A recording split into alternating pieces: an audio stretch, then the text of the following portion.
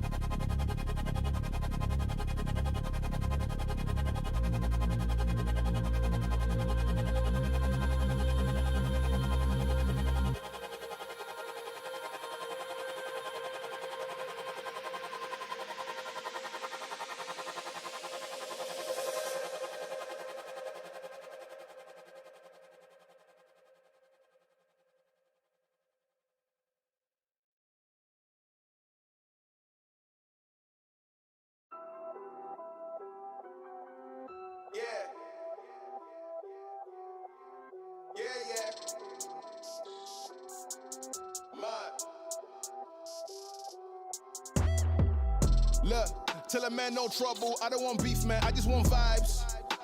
Big man like me, no need for the telephone hype. I got too much getting online. One rule, then dead I'm on site. Wrong move, I bet they gon' ride. No need for the telephone hype, nah.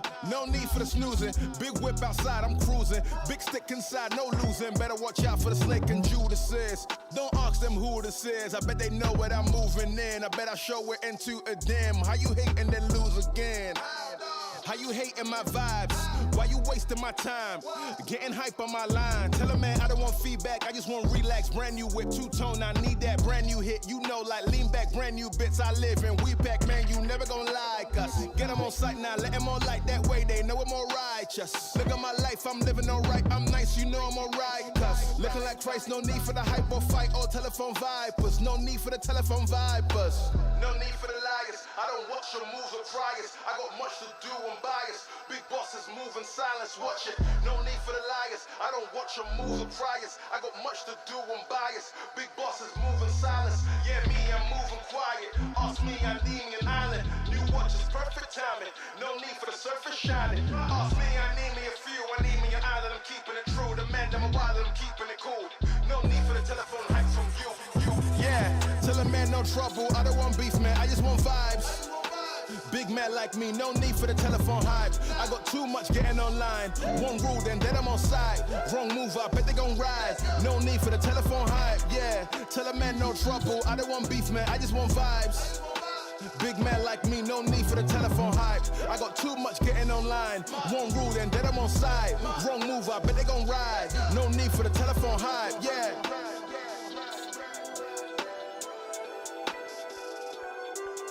Yeah.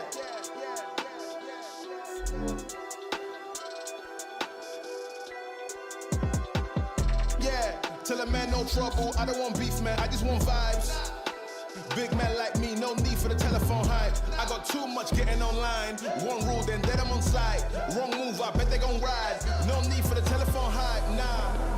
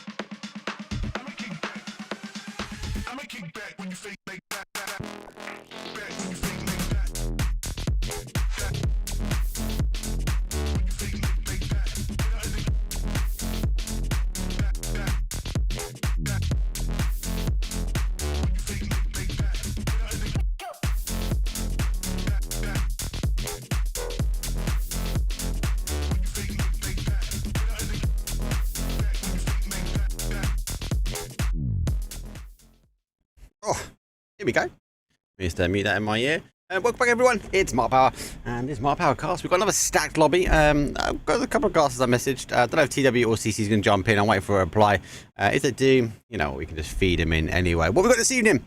Best of 6 again. We've done more Vikendi over 2 days than the PNC done for the whole year, but we're going to be back-to-back with Vikendi first. We are going to go over towards Takeover 1 and 1 Miramar again, like we saw yesterday, and we'll close off again for 2 Orangles.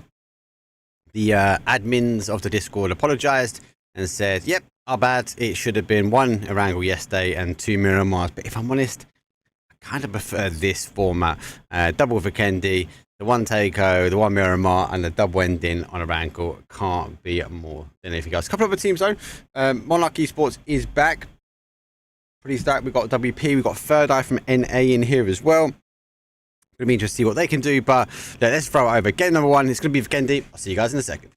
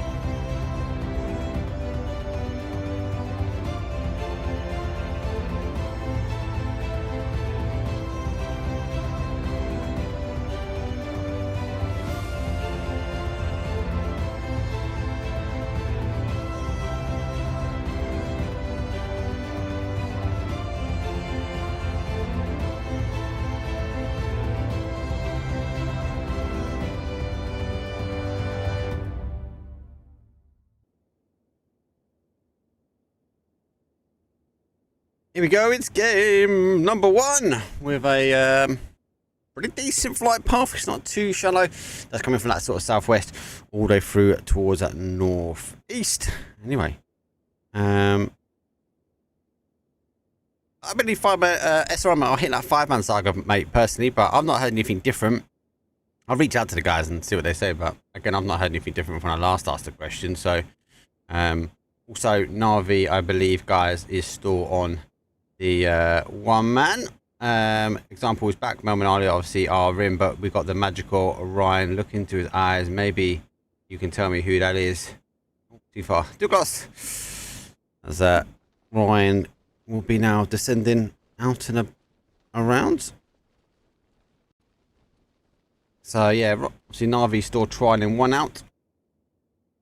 And there we go. The other side looks like our Exalt versus DA still fighting for the same compound here. Now, Exalt do have Uber. This is the first time we're seeing him getting towards a hot drop here, but this compound again has been taken multiple times. I'd say Exalt have got it more times out of not compared to DA. Oh, Uber comes quick, man, but Uber goes down, but Art's able to save the day. 1 apiece, been exchanged. Over. The shots, though, are further afield now. Yeah, looking to get across, though. He does get caught. Monodok, though, holding off that off ankle now. Baron, 99p. Code Marco. He's final 2 now for them. They are split. They're going out before the coach even lands. And, couple of kill confirms. Uber instantly on the push.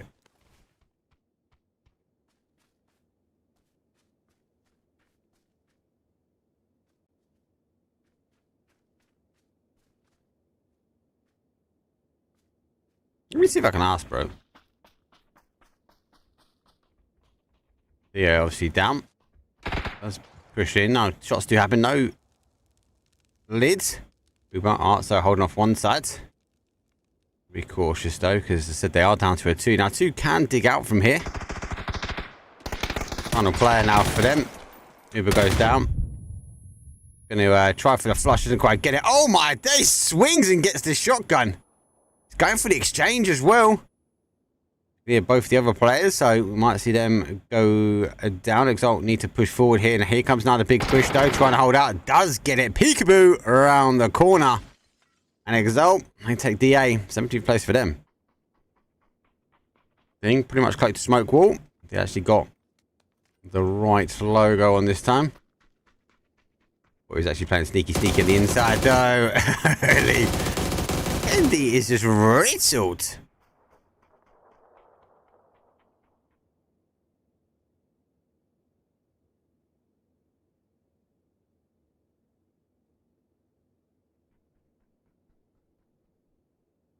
As I say, yeah, there's not been much more news than what we've seen already. So early fights are the word. Question mark though at that top section. Monarch are pretty safe as they hold out that sort of Dino land. FaZe obviously working their way down, not full roster, but FaZe is back. To figure out who that player is, that'd be the interesting one. Let's figure out, do I know? Does it tell me who they are? No, don't know. Got to ask a question. Gonna die fighting bears again. That's pretty standard for them. Bear killers, mate. I'll be looking to go mostly through and pick up some loot. Already bears lurking around. There's another one. Innocent bear. Seems to be subject to win or die. A lot of teams are lurking down here. PNC, no one wasn't really captured though. I don't think they knew about the bottom protection, but wait and see. Win or die. They're going to push their way through now as smoke wall. Situate up in the compound. They are down to a 3. So big whap around. Wrap around. The shots on the other side. Looks like Exalt getting back into it. SRM. We're actually crashed in here, SRM. Rest of the team got to be pretty close. Uber is the man in the know. There are some shots though coming through. SRM are looking to try and take it. Good shots though all round. Both sides connecting.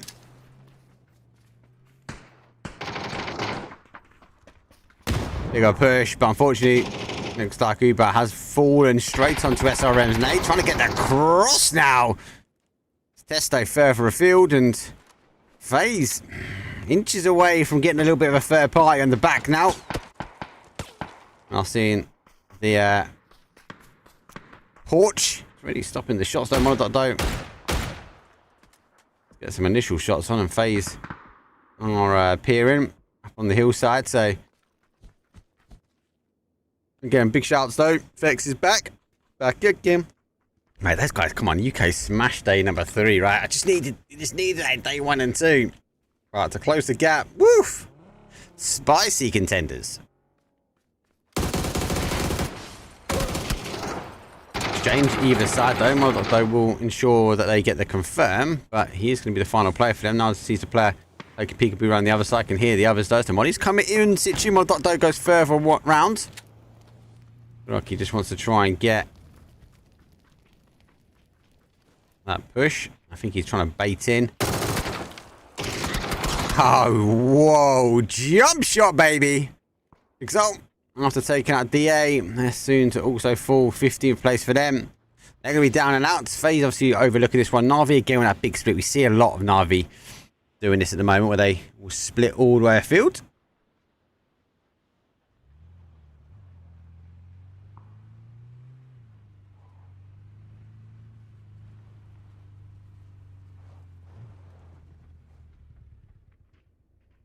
I love YouTube chat. I'm all alone in here. Where is everyone? I think I'll fix YouTube. I think. I'm not sure. I'm 50-50 on it if I'm honest with you. So, RNA Invasion, Honey Badger is on third eye. It was called earlier on that he might be here, and I did watch it. And so is Gregory. Third eye. Got 2. The boys in. Dangerous combo as well. Honey Badger though, again, PNC does pick up another one as well. Yeah, mate, big GG's, mate. I know first PNC UK. Smoke although they're gonna be down to their final player now. See Sofu. It's okay. Sofu. God, I've had him talking about him today actually. I'll just disengage slightly and just back off, but shots though. I mean, I think he's got enough to just get in that car and go, you know. I know he's centralised up a little bit here, but down to that sort of south corner. But looks like he's going to dig himself in. I see the player now. shots come over the top. They can give an indication of where he is. Now he's supposed to go look for the car, but is he going to get away with this? I think he might do, as he continues to back away.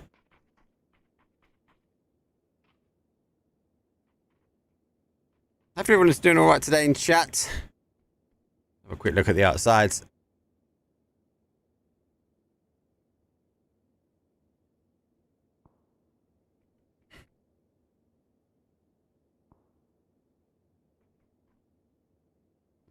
Look at this zone. I feel like it's going to just descend back towards the other side, but we'll wait and see, really. The team's going to lurk their way in. I think got a little bit of space. And with a bit of space, does mean we can get further afield, but a lot of teams, as you can see, they're kind of spreading. Obviously on that spread as well. Third Eye still looking for that solo player. And does get caught. Surely it's got a full med kit. It's going to use the time now to get away. Honey Badge though. Good push coming in. These don't quite go through the ceiling.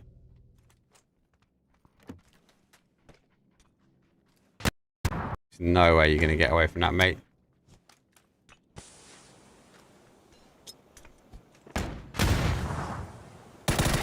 Honey Badger situating. Bigger push though comes around the outside. And Greg goes. See you later. Smoke wall. 15 plays and 3 teams already down.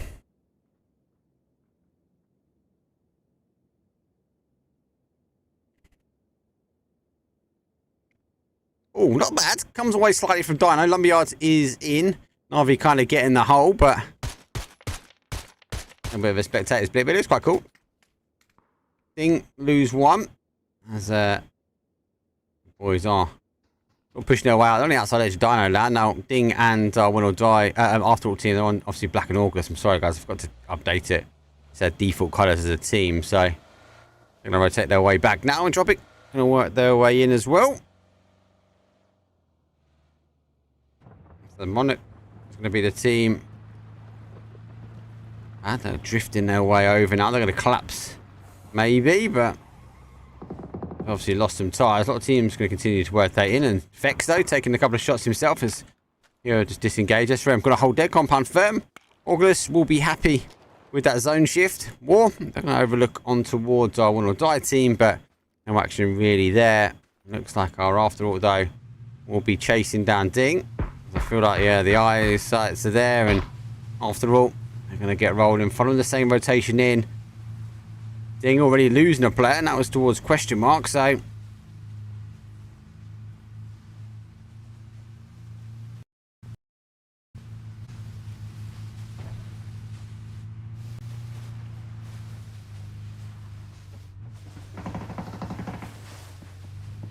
most teams give or take actually crest around. So after all, lose Ding, and they find themselves a sneaky little home. On the other side, though, look at this. FaZe, though, has come in. Cooked nade, so needs to be cautious. Does bounce it around the right way. Oh my, gets him up there. What's the splash damage on that? Jeez. FaZe continue to collapse in. A little bit of a seesaw, though. He's going to sideswipe him. What a park in there. Oh my days. FaZe parks in and gets some crazy shots on board. They have lost another one, though. FaZe, though, is on fire. He's moving his way forward, though. Dodge, a duck, a dive. PNC Warrior. Welsh Dragon. Stays on some heavy fire again still. Needs to be cautious, though, from behind. Other teams might try to push their way in. It's now the blue zone nades. They're going to now descend. See, he's down. Should be able to get one of the reses in. And the woo. RPG from the back. And they go down. Ibby's down as well. Big crash there coming in. FaZe is going to be able to get this res on.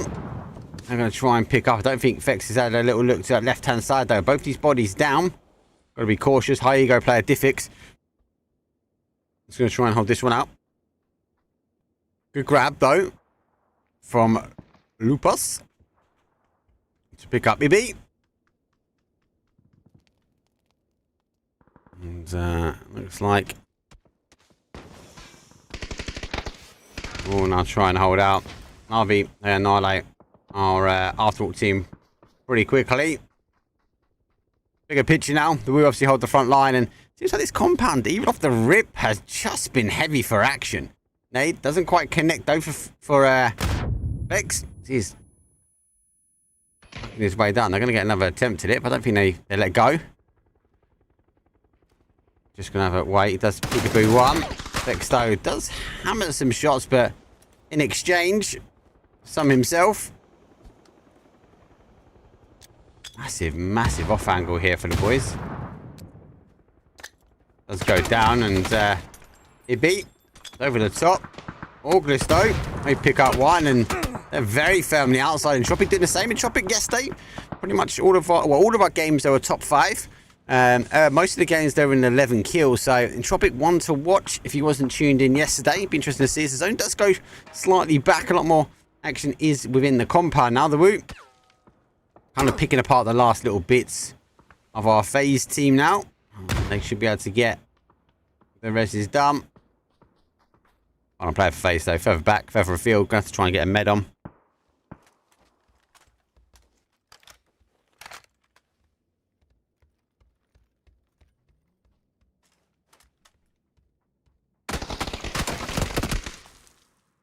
Does tuck in, waiting for the wraparound. PCIFIC, deny. Great player to fix, actually. Massive pick for them. Orgless on the outside. They're lurking in, having a little look over the top. So it's Entropiq. I said Entropiq for me yesterday, they were outstanding. I definitely feel like they've got in the groove. Massive kills. They only got the one chicken dinner on the board, but that is the big but. They're consistently in that top side, consistently putting some big points on the board. So, just getting one to keep an eye on. Looks like obviously everyone's getting ready. This is the time. This is the exciting time of the year because just pre-event, we're kind of trying to start to pick apart, piece together what rotations are going to happen, how people work towards compounds. We see people playing the outside edge, playing the inside. Do they want to hold fit compounds? Do we see, like Navi at the moment, massive split? Navi can get on top of a mountain. They don't hang close, so you get a knock on Navi. Obviously push your way in. Now, we do have that tryout player. We did have Ryan Goslin, and we had 2 which were on tryouts. You need to turn that AC off, man. That was whistling in my ear. But just Ryan, we're getting strong contender for them. Good tune on the outside though. We are seeing Entropiq so Storm moving in. Or aren't we people using these jammer pack? Jammer! Do need to update Entropiq. They keep changing the auto counts. All coming in quite slowly here. Third eye on the outside edge as well. PCF still hold their compounds as they are. Okay.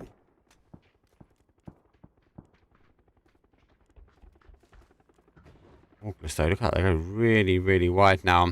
What teams are in? We've only got 10 teams, so quick game. All in all. Biggest shift though. And the shift does favour our, I suppose, our Monarch team. Orgless though find themselves just on the outside edge though. There's not just 1 and 2, and yeah, we've not seen us blizzards for the first part of the game, but yet when the zone gets really small, hey, let's just throw one into the mix, eh? I don't mind the blizzard. I think I was talking about this yesterday. I don't mind the blizzard. I just don't think it's warranted after phase 4. Entropiq though, now gonna continue to extend forward. No need for them to go any further. Mixie, watch this stream today. Good streamer. If you haven't already, go give him a follow on Twitch.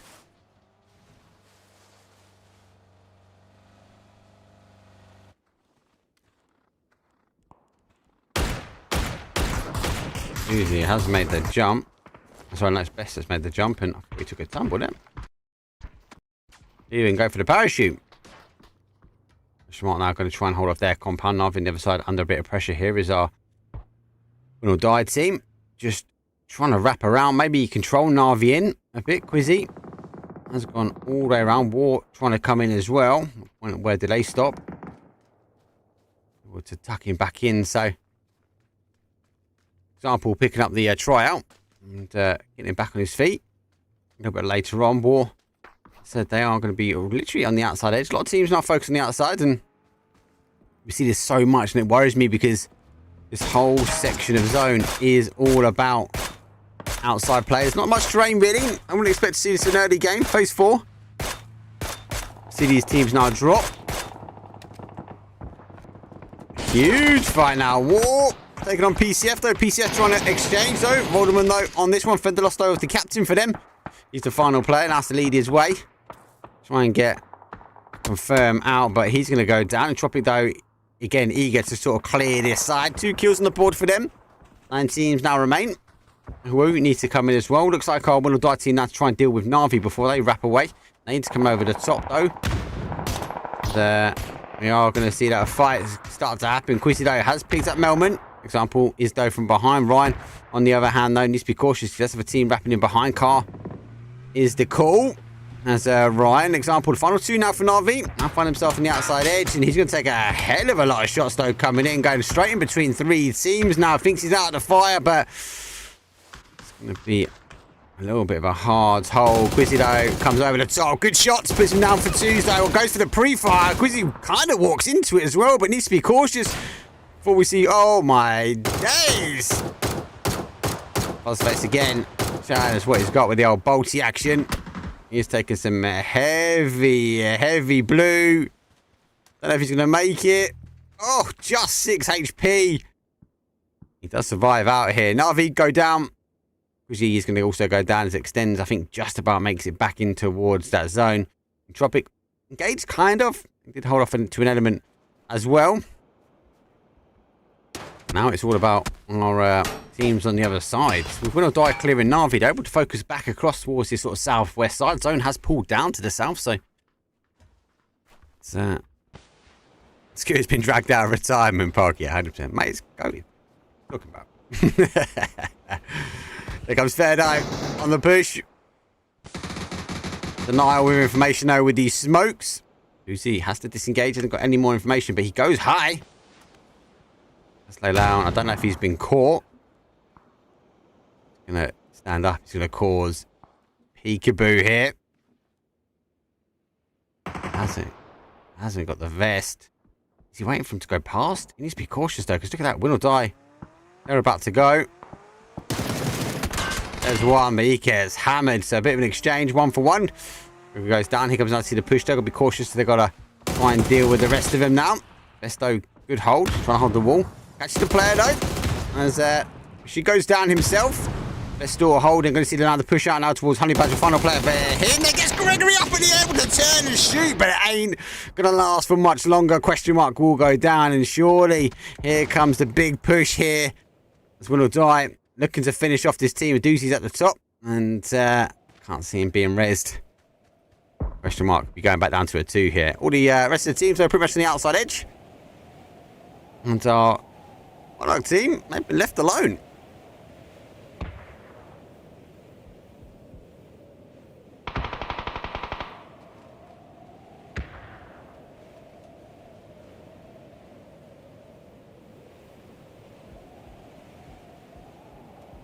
Let's just try and top up that, because that blizzard is just not helpful for the camera angles, right?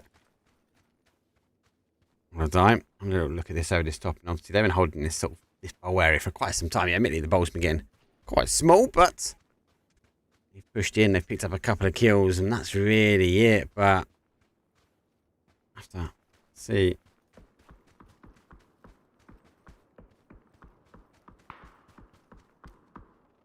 What does that mean? Looks like question mark losing this one.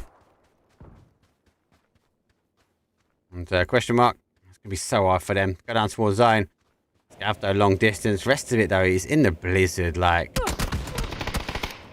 So come over the top. Oh, I can even see him, that P90. Oh, just sees the outside edge. Nade over. It has been swallowed up, but no confirm. Push now going forward with that P90. We do not need the blizzard fight. I cannot see what the hell is going on. All I can see is Entropiq is picking up points, people. 9 for them. The blizzard is gone. And now we're going to see the rest of the teams who didn't want to risk fighting their way towards Entropiq coming towards action himself. So Winordie on the adjacent side, though. Scaff goes down. Musto going to try and get some smokes out himself, but he's unable to go. We're going to go top 4 now. got a 3v4, v3, v3, and Entropiq are the ones really driving this. But they are driving it in a centralised position. Blue zone nade from Ibby. It'll be hard. Have to spin around. They're in such a bad spot here. He actually gets the knock over the top, though. Landing nades. How has he survived that, though? Bruce is rubber nades. He's going to go down from Winordie. How the hell are Entropiq surviving out? They've still got one. Surely this is the end. Doesn't quite connect, though.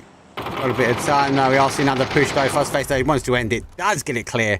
Done and dusted. 10 kills here from the Woo. They get to drive their way around. Though on the other side. We'll force the positioning down. And Woo find themselves down to a 1. Scoop.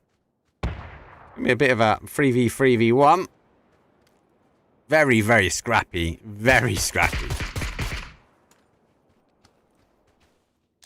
You'll see it slow down a bit. Nade followed by a double blue zone nade, I feel. Is it double blue? Oh my days, it's going to bounce into the next game, that one. Okay. See you later, mate. Lesto hits it with the nade. So, nades are not as rubbery as those blue zone. Squeaky. From Monarch Esports, they've not really been in the action. They've been on the outside. They've been left to their own devices with that 2-2 split, and obviously as a result, they're down to a 1. There's a 3v1v1 in the end. I feel like target acquired though one way. There's reason to have a look at Extends is trying to figure out where they were player though. He has picked up that final player. Spins down. Goes for the repeat though. Oh, patience, virtue. It pays off.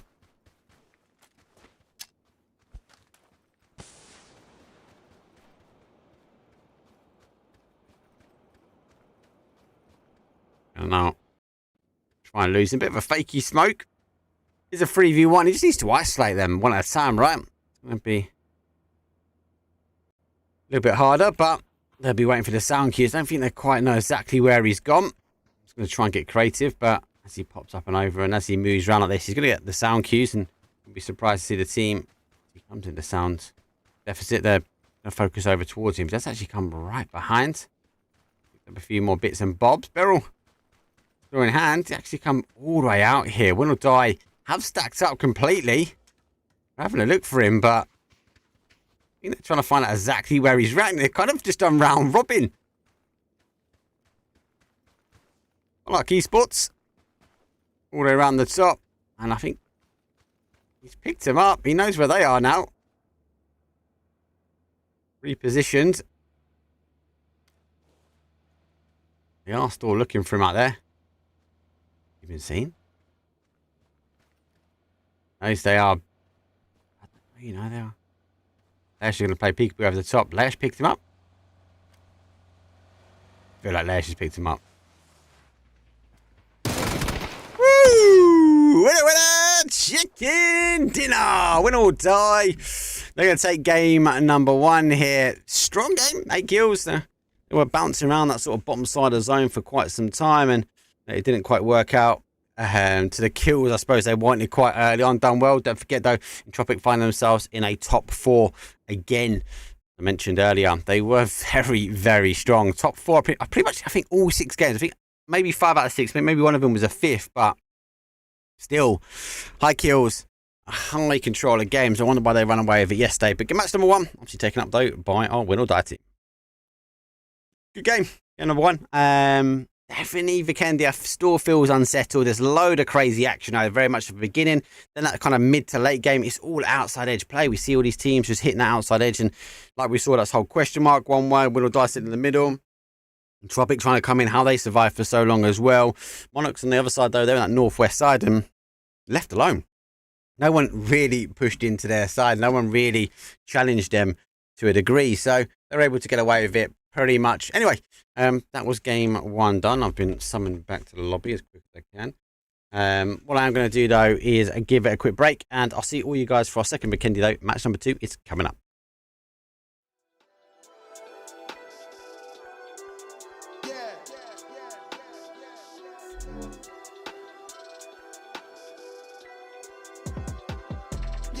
Tell a man no trouble, I don't want beef, man, I just want vibes. Big man like me, no need for the telephone hype. I got too much getting online. One rule, then I'm on site. Wrong move, I bet they gon' ride. No need for the telephone hype, nah.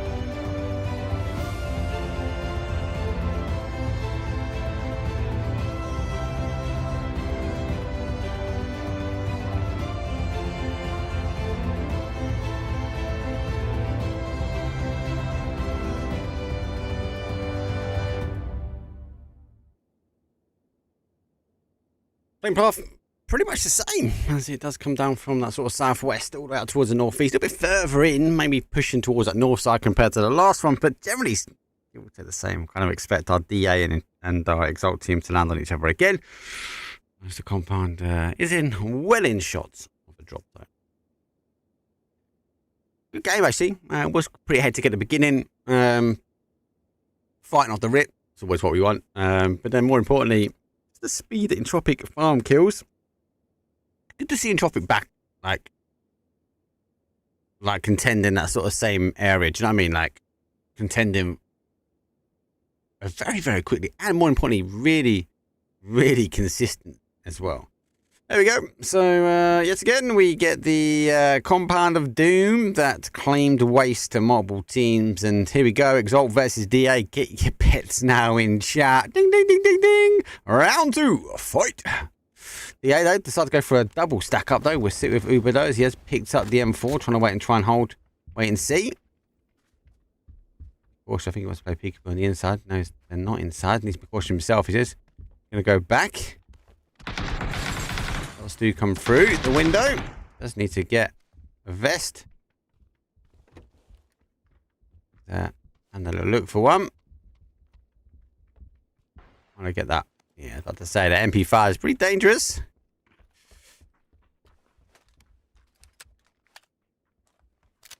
Entropiq needs to work on their in-game strategy. Yeah, I'll take that.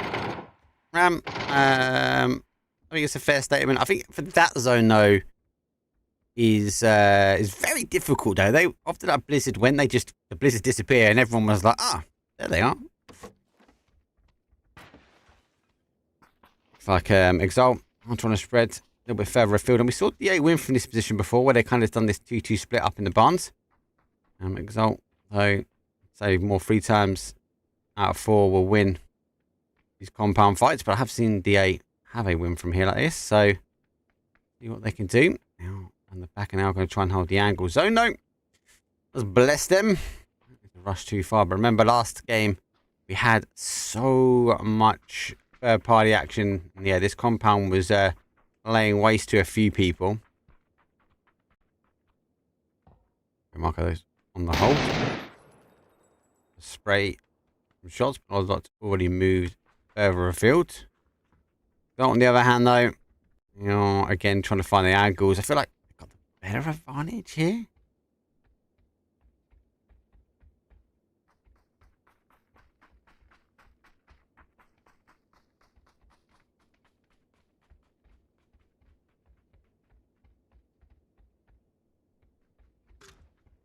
Smoke's going to go out over denial of information. 2 smokes go in. You know what, faking an escape, maybe? Has Art seen him? Does connect on him. They are definitely having a little fake there. They've put down the emergency pickup. I think they are faking the push towards him. It looks like they are going to push around the outside. Blue zone nade one side, trying to push them in towards this corner. Very, very different game here. Trying to flush them out of the blue zone nades will be causing some damage. And, no pickup just yet. Like we are got smoke walled out under a bit of battle themselves. It's going to go down. Go back to this fight here. First knock though comes in from Uber. Uber straight down, straight out. I still got a kind of like a 2-1 split here. Waiting for the push further around, and there's a further afield there. Good flash there coming out. The shotguns already missed the crossover though. Missed in one as well. Does pop the shot, so he goes down for live. It's the final player for them. He's just popped out the other side. He's gonna wait for him to come down, and said it never takes long, but 2 out of 2 on DA team. Send out pretty quickly. Nice PNC here. So a little bit of early action already. Smoke wall down to a solo. We have lost one team, so back to back. They played for Kendi and APAT today. Can imagine how that went. Oh, I'd love that. We need to cover them, mate, so I can watch them in the day at work, bro. If you haven't already, give Saga UK a follow. Outstanding caster. So much for the community as well. So, want to see him back on the main stage. Oi, oi. Once he's given up on Newcastle losing, he might jump in. Most of the teams I'll rotate their way in, but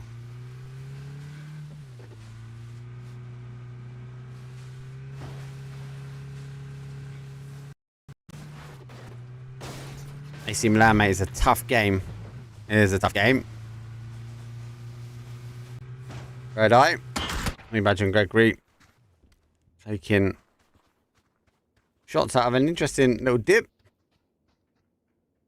I've picked up one, so SRM unable to get the res. 2-2 split for them. One more teams will go for a 2-2 split. All of that.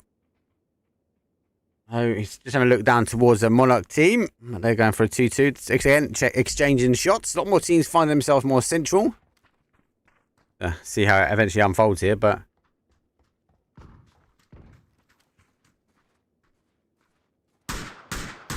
smoke all down on their own. Looks like we are getting Twisted Minds yet again, fighting bears. Raise.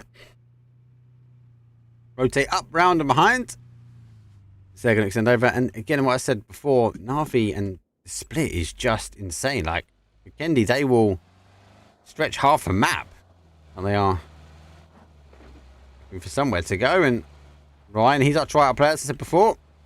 Rest of them, though, are further afield. 1, 2, 3. All the way down. Maybe Ryan's the first one just to extend out, praying for the zone. And I can't see too much of a craziness for game number 1, but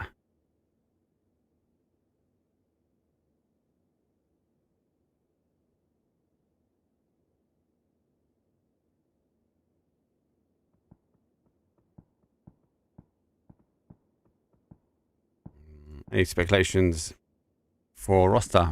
Obviously, the guessing game at the moment. I've been kind of got my bets in.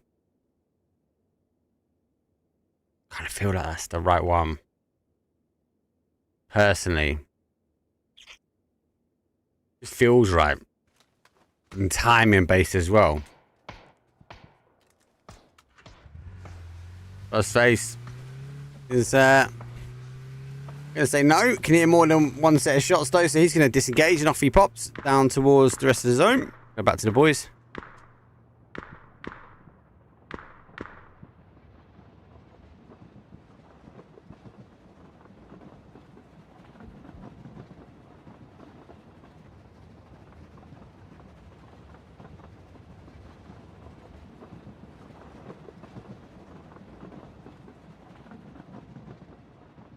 All teams are in. 16 still remain, so we've only lost to 1.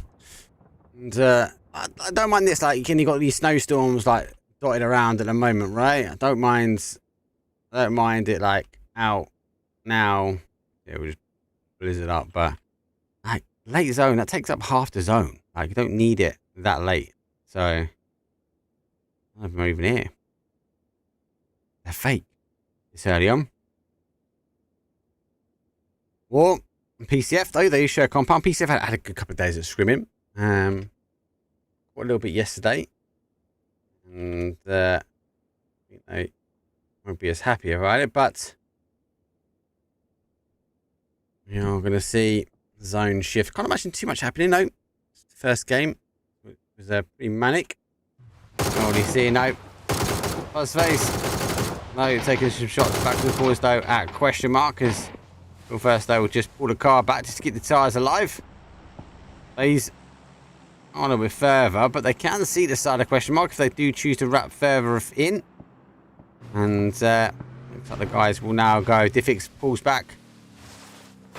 And picks up Fuzz. Face. I'm going to turn out at the compound. 15 seconds to go. Oh, Fuzzface just gets caught.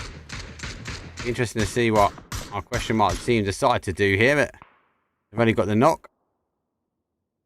We've seen in position for a little bit of a push. It's going to be dependent on the zone, I feel. Zone. Can I say donuts up? It does. Doozy gonna have a look at this now. So this is looking like he's going that way. A huge wrap, and actually the Woo, they get the res, but yet they're gonna go wrapping a little bit more central in towards zone, and FaZe will be there waiting. Fix. The M comp though doing the same as the Dragunov. Looks like the Woo's default car skin is gonna be black. Actually, good timing for them. I think they found a nice opening that they can put themselves up, maybe central. Try and hold out here. Good timing. Very good timing on that rotation. RV claps in their rotation slightly. Winordie looks like they're going to try and do the same. There's most of the other teams.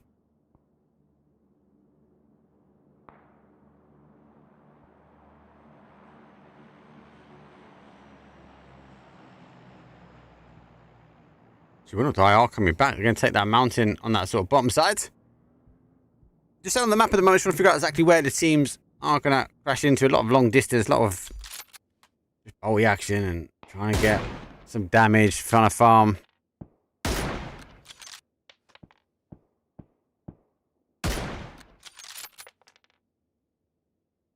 Michael are storing Ding with a huge split themselves.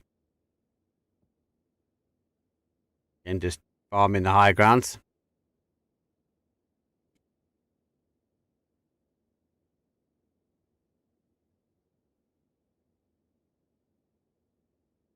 Like our question mark team, I'm lurked in, but Orgless are shooting the other way. They're shooting towards Entropiq. They might grab the vehicle and get back to safety now. The rest of them, though, I want a compound. FaZe do share some space.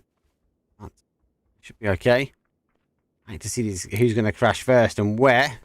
Which might looking for someone to go around with a bit of a split though, with a 2-1. They're kind of they're actually going to maybe stretch the whole way across now, as they are taking the whole compound. This is a big compound to hold, even as a 3.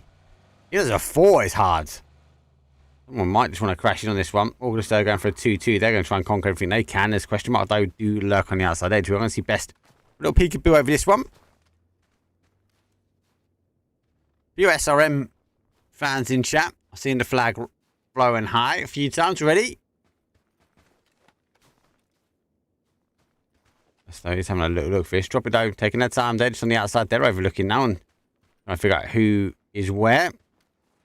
Be cautious though, because question mark will take the snowy plains. I can't see a crash yet. Like, I know it's boring, guys. I know I'm on the map, right? I can't make this magic happen. But very different from my first game. Remember, at this point, we're already down like 15, 14 teams. So we lost 2 or 3 quite early on. And it just felt like it was a continuation of action.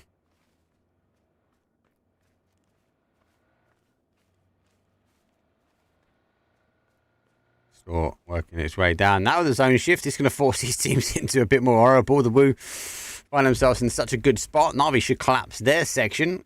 Question mark needs to also work their way in. As Orgless, they are sharing the section. They're trying to catch Entropiq coming in. No connection there. Number yard, it will take, is getting held up by Ding. And look at this. This hold at the top is really, really strong. He is waiting for them to come through. Now the snow will provide an element of cover, and Tess will be able to come in. Question mark yet again. Seems to be back in the highlight.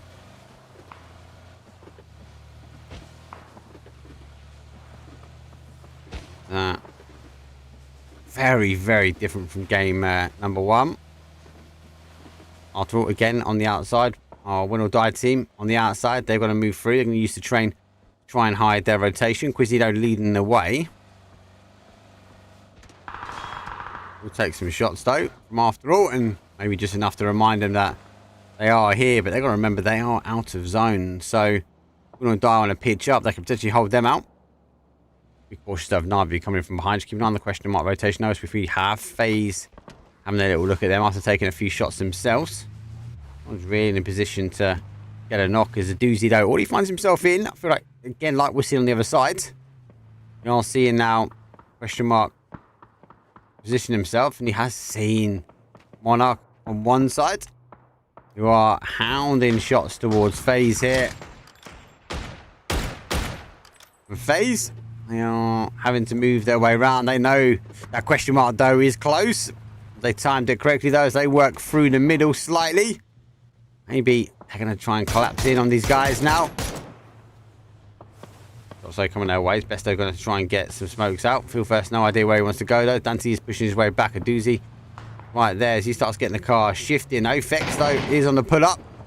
Fex does take some shots, but no connection. Doozy goes down. I don't think he's cooked that nade. Still looks like it's in the hand, though.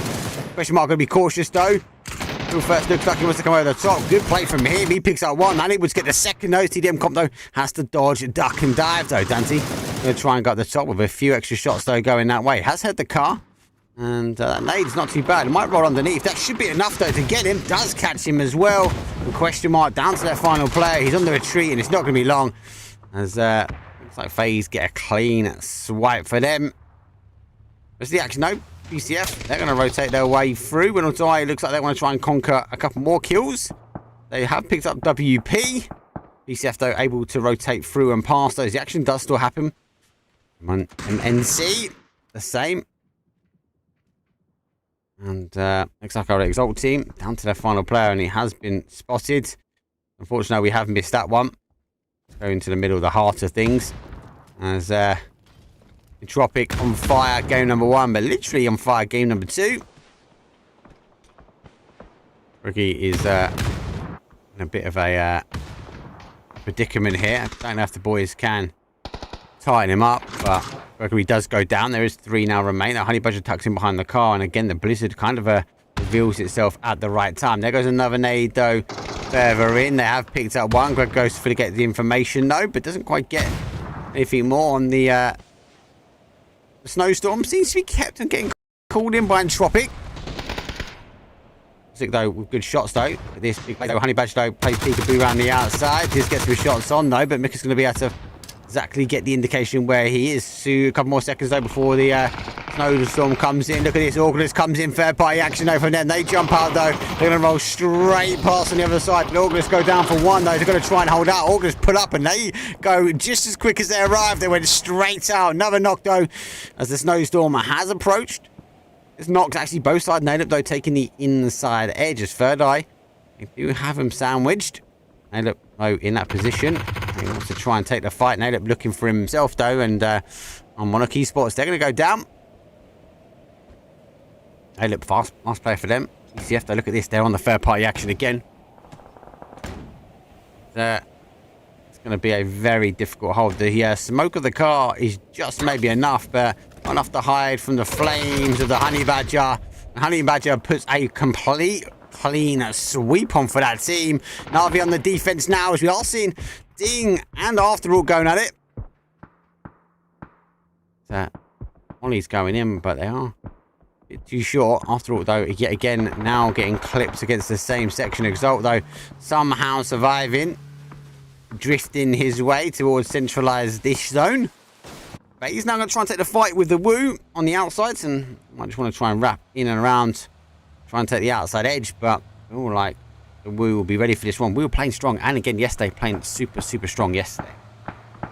Oh, that is going to be a big RPG, though, if he does get it. Does go out.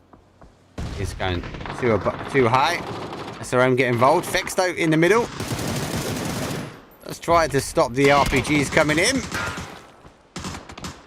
And does get caught himself. See, last player for them. He's on very much on the outside edge. SRM now controlling one side here. The Woo focusing on the other. He's also trying to pick up Fuzzface, though, come in. Though comes over the top.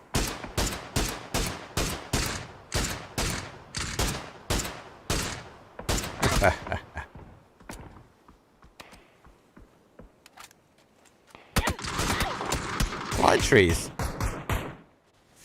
FaZe. I'm going to get caught, unfortunately, going through, but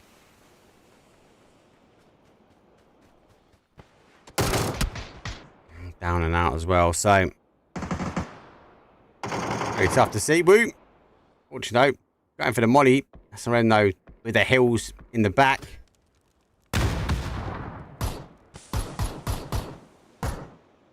Save the environment. Show the trees, peeps. PCIFIC. Oh, he's unlucky. Really unlucky there, PCIFIC. He does take the heads of one. We'll go back the other way. Understanding there might be a rotation around the bottom. Smoke does actually see the player, but doesn't take the shots. Goes for the molly this time. Maybe waiting for Ibby to come up, as we are seeing the reinforcements, though, from the Woo arrive. As he comes pretty much right on top to push. Khan does provide an element of cover, though. Any Raps don't come around this sort of north-hand side. They do stick and go. There's a 1-2, though. Going to be able to do on the defense, though. Shield, though, gets down to a 1, and big push over the top. Able to close him out. Ibby survives out. Does that take that one-on-one very, very well. And the Woo find themselves on the outside edge. It's all there.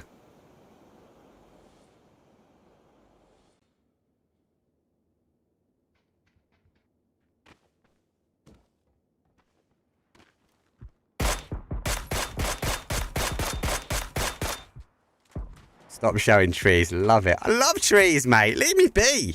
There's nothing happening early action. Nothing happening, though. Hey, what is happening? There's mortar fire. It does coming out, but it's not controlled enough. PCF, though, on the other hand, they're going to try now to the fight here. And they are already losing 2, though. That Famus, though, really does rain out. There's some more trees. Want to see some more trees? There's a little tree. There's a big tree. There's a third eye tree. And here comes some mortars. RV trying to pick up some kills. They've been really... supposed centralised up after collapsing. Not getting the connection, though. No trigonometry, though, there. Oh, blessed. Woo, though, as the 2. Look at this. They are sneaking their way around. You seen Honey Badger? Has the tree provided enough cover? They went over the top, though. Now we're going now this way. Sticks, though, does get Quizzy. Ibby gets him. Now pushing very forward, though. PCIFIC needs to turn him. Needs to catch the 2. Catches 1. PCIFIC gets 1, 2, and there he goes. The Woo on fire. Now we're seeing a bit more of a push forward. And Quizzy should be rest here from Leish. And a lot of the team's a bit fairer. PCF, though, do get a bit of a blessing. And in, out. Hashtag.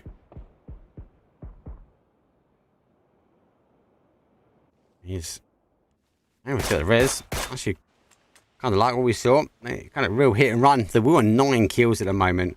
Entropiq, though, first time we've seen them going out, not making the top 5. I can't even tell you when they went out. That's how bad that is, unfortunately. Smoke will provide a little bit of cover. Should slow right down. Navi needs to get a shift in. Exalt still alive as a 1. So going down, trying to push that north side. They went down to a 1. We missed that action again. Apologies, but just it seemed to all happen at one time. Can we only spectate the polar bears and then that's what happens? 100%, mate. I was just polar bear hunting. I wasn't even looking at trees.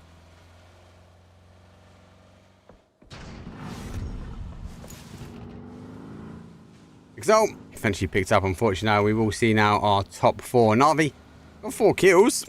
Difference between game number 1, though. A lot more teams. They are up in the action. PCF, though, are 4 with 1 as well. And Winordie 6 with 4. And the Woo, they've got the 10, but they've only got 2 players as a result. Oh, I'm going to have to now just try and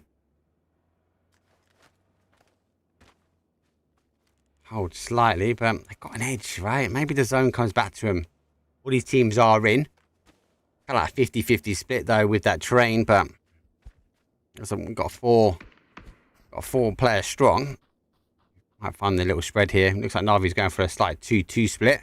A dip in the middle will provide PCF, though, a ridge to hide out, but the team's understanding where they are. A couple of utils in will surely piece apart these 2. Good use of the shields, though.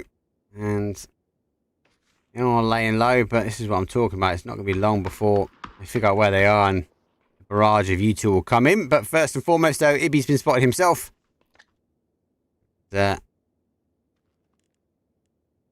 Is he waiting, watching? He's not been spotted, actually. Apologies. More of a guesstimation, nades coming in. Winordie, I suppose, they're more active on the move. Kendi is strange at the moment. I just feel like people are still getting used to it myself. Zone shift out does go further afield. Winordie being blessed and we being blessed are down. Obviously, PCF are able to maybe tighten up their hold. Big nade though comes in from Navi. They need to work their way in. First time really they're chasing.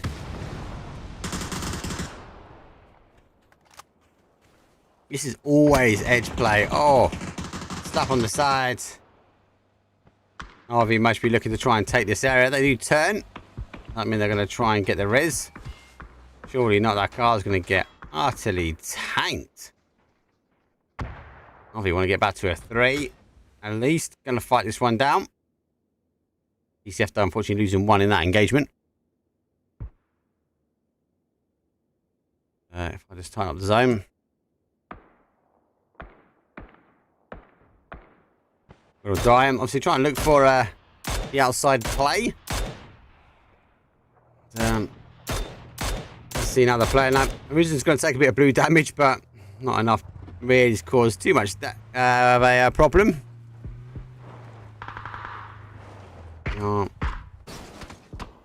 RV, big nade in. I knew it would be long before these nades started coming in. That's actually a bit too far.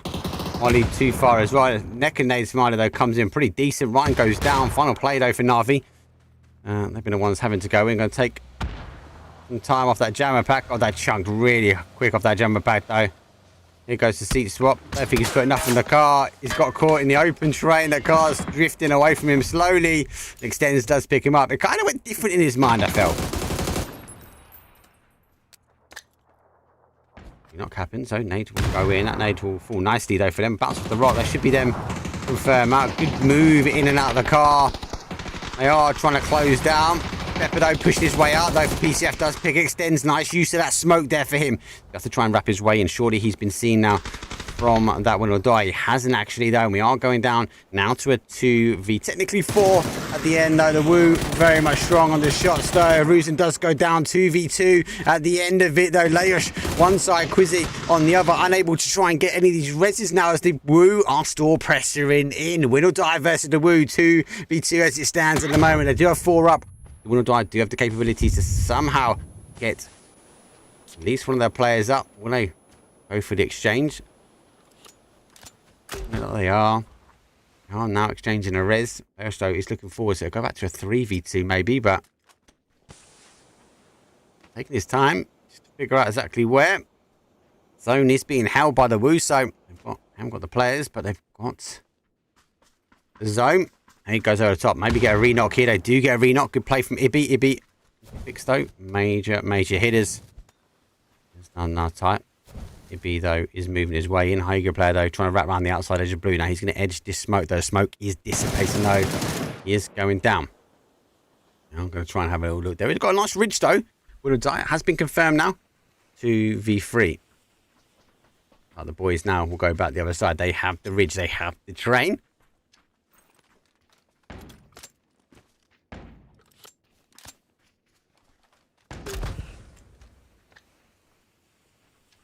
Just going to continue to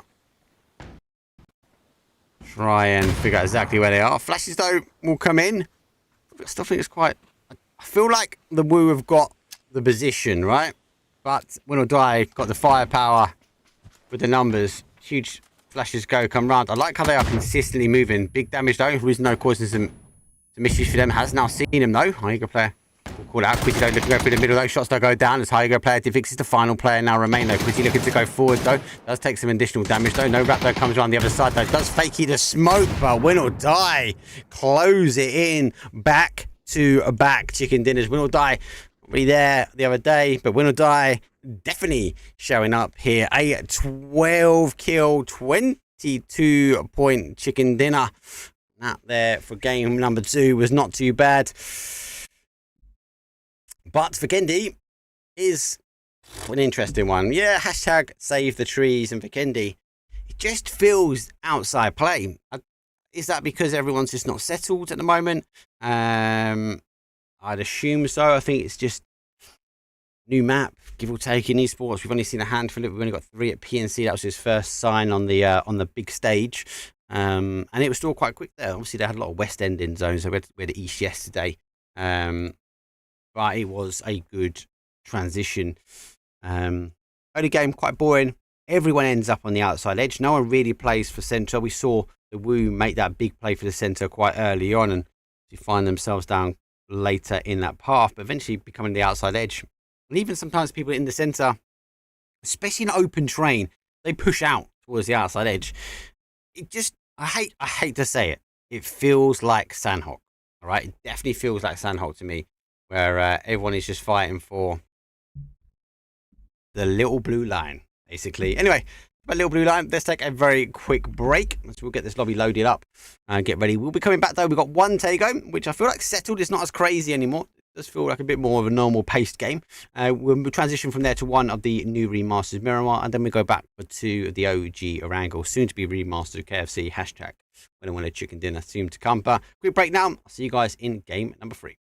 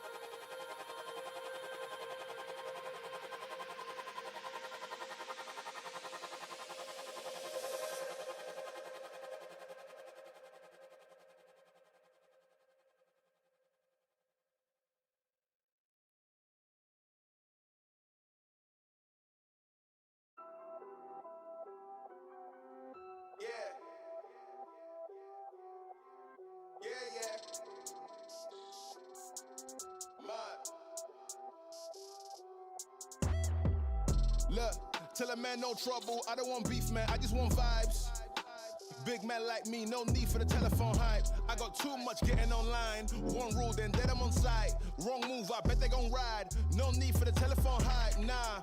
No need for the snoozing. Big whip outside, I'm cruising. Big stick inside, no losing. Better watch out for the snake and Judas. Don't ask them who this is. I bet they know what I'm moving in. I bet I show it into a dim. How you hate and then lose again? How you hating my vibes? Why you wasting my time?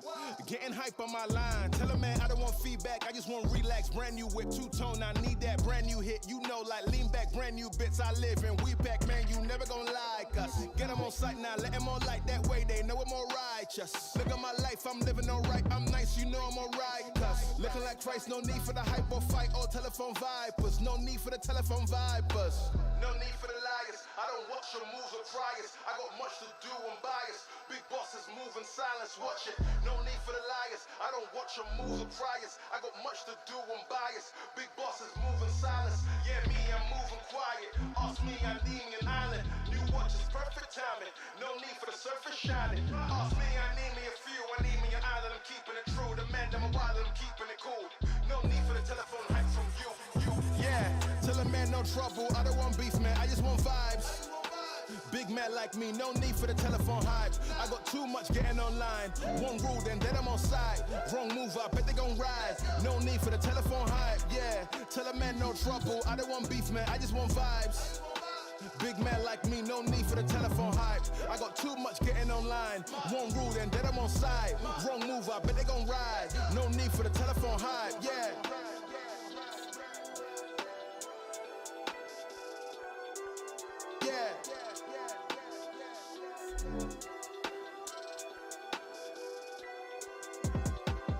Yeah, tell a man no trouble. I don't want beef, man. I just want vibes.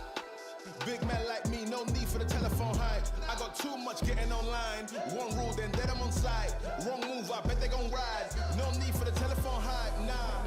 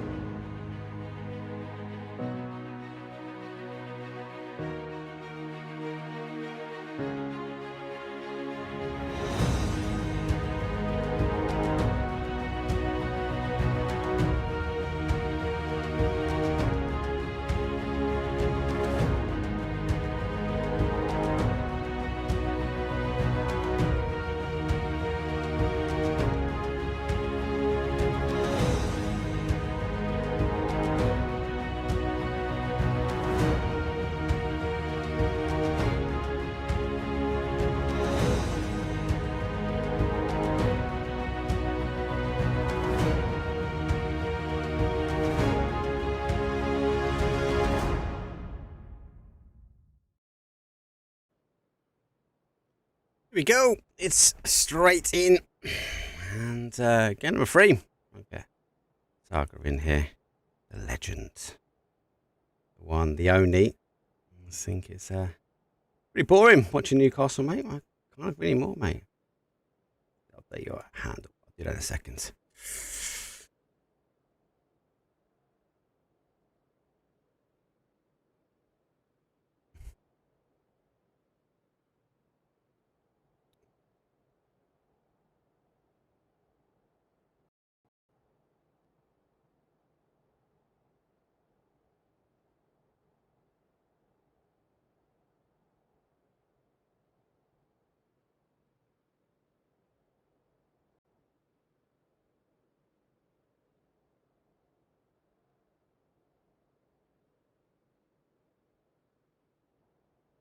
Banging.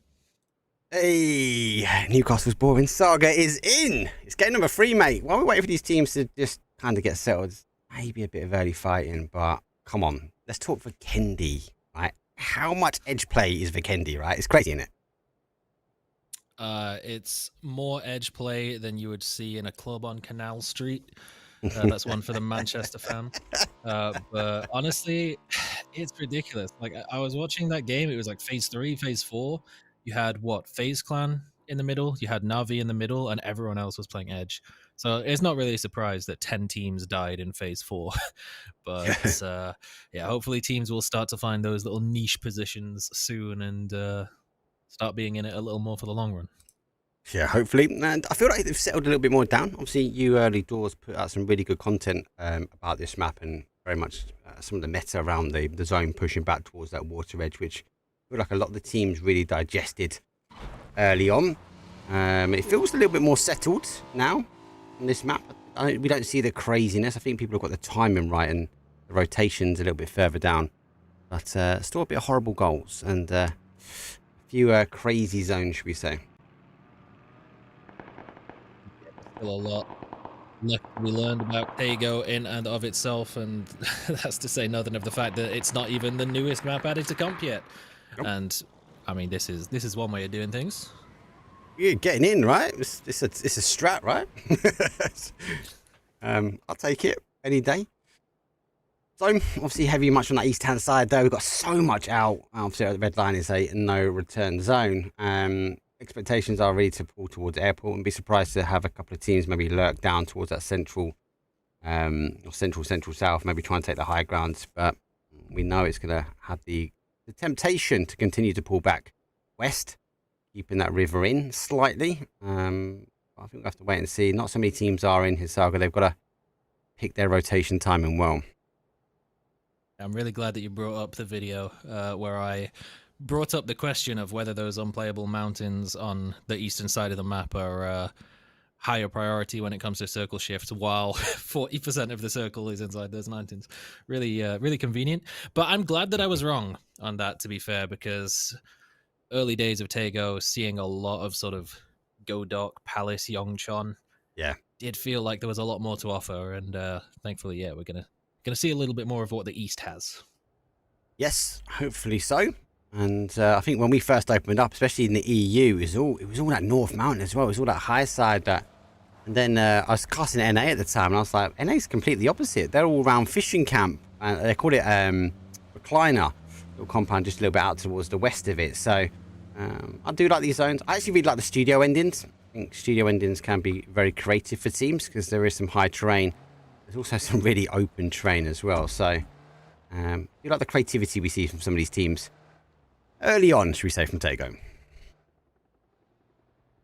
It does. I don't know. It's. I think Tego and Vikendi are a little similar in some regards, where the compounds are few and far between, and in between them is just a void of blank space. But on Tego, yeah, people have been starting to figure out a few sneaky spots where you can set up and get away with it for a while. I think we're a long way from getting to that point with Vikendi for now, but hey, it's working for win or die, so we'll allow it. Yeah, definitely was working, and yesterday as well. They're not too bad. Entropiq were I suppose the highlight of yesterday. Today, a lot better as well. Game number 1, they came out feeling like it was yesterday, but couldn't quite close out. I actually missed their death in game number 2, but they didn't make the top 5 spot. Interesting to see how they get on. Vex is back for a outstanding day number 3. PNC. Like you to miss action on a stream. What's that, mate? Not like you to miss action on a stream. Must have been looking at the trees. Sorry, mate. Just, always looking at the action, mate. Just trying to figure out your sound levels, if I'm honest. So on the cusp, a bit of reduction, basically. Not bad. I always have problems on Discord being really quiet, but everywhere else is weird. Like, fine. I don't know. Problems. Booted you up in Discord for me. But hashtag save the trees. Orgless though on the defense here is Exalt. They are pushing their way, and obviously Uber. The guys got back-to-back chicken dinners yesterday. Big nade over the top. Yeah, obviously off the rip though, fighting with our DA, and those two teams refusing to give up their compound. I'm just going to tap this up because they are taking fights on the other side though. Orgless and SRM also under engagement. Orgless getting absolutely torn apart. So I wonder if SRM might just collapse here, understanding that they've already taken 2 of the Orgless players out, and there's only 2 remaining. It's kind of thing that I was just talking about on Vikendi. You didn't see any of this when you got a position in the center. Teams like FaZe, teams like Na'Vi just playing 4-way splits in the center of the zone, and it goes unpunished. No one wants to be the team that makes the send across 400 meters of open space, getting peppered by everyone playing edge. On this map, I mean, people are much more comfortable just going for the full send, and Sarvem has never really been a team that's backed out of a full send, and it definitely seems like Exalt's got the confidence up as well. Just a little unfortunate for Orgless that it was both sides of their split getting breached at the same time, and that's really left him struggling to defend. Yeah, he's getting caught slightly. You see more 2-2 splits, you're saying, across Vikendi. I think people are just spreading, praying that the zone's coming to them. And Orgless obviously unfortunate actually getting caught out on their side. Nate doesn't quite come in from Uber, and forces Test to go a little bit further afield, but Orgless though have a slight split. They can't cover themselves. It's really one-on-one play at the moment. They do pick up one. The shotgun though comes out, unable to get the second. He does go down. Final play now Has cooked the nade. Going to send it straight in, but he gets caught in hand. Unfortunately, though, Orgless 17th place and quite an early death, if I'm honest with you, with Vikendi. It feels like Vikendi when it just launched out on esports. Oh, hey, you got managed to get 2 knocks down with a double-barreled shotgun, and that, of course, means that Sarvem has sniffed out the fact that Exalt aren't at full strength. So, like you said, they're not a team that's going to back away from a full send. They're going to go directly into it. Arctic's could be a big factor in holding the line. He's got the pumpy. Actually, that's a big knock onto CCI next as well, but it is traded very quickly. 2 down, and there's the pumpy. That's all they've got left. Oh, can't even click on him in time. I hate it when that happens on spectators, but Exalt getting caught. SRM, though, go down to their finals. So it was a one-on-one at the end. And, yeah, Exalt able to hold the line. They're getting breached again? Yeah. Oops. They're getting breached again? Yeah, it's never ending. They, unfortunately, 2 games actually going out quite early, so not really getting to see what Uber can do day number 2 in the mix with the team. Just tab up a couple of these teams, though, which would be likely to get a cause in a fight shortly. Ding needs to come in. Oh, Na'Vi, they're playing a lot more passive. They've got Ryan. They've definitely dropped Goslin, as we had Ryan Goslin for the last couple of days. But with Example coming back, looks like they only got the 1 tryout now. So I think me and you are on the same wavelength of who we think it is. But there's been a few other names that have popped out in chat. So again, I suppose we have to wait and see. I did try to prize a bit of information out of them, but they were refusing to give anything away. Highly understandable. I mean, there's limited options. It kind of has to be a player from the specific region of like Eastern Europe, CIS, given the way that the team works and the players that remain on that team from the pre-change as well. So the good news is for Na'Vi, I suppose, is that there's no shortage of talent from that roster. There's a lot of really, really strong players from that Eastern Europe region. So I'm sure they'll have plenty of people very interested, because it's not every day you get the chance to trial for a global partner team. Let's just hope they make the right decision for whoever it is that they eventually pick up.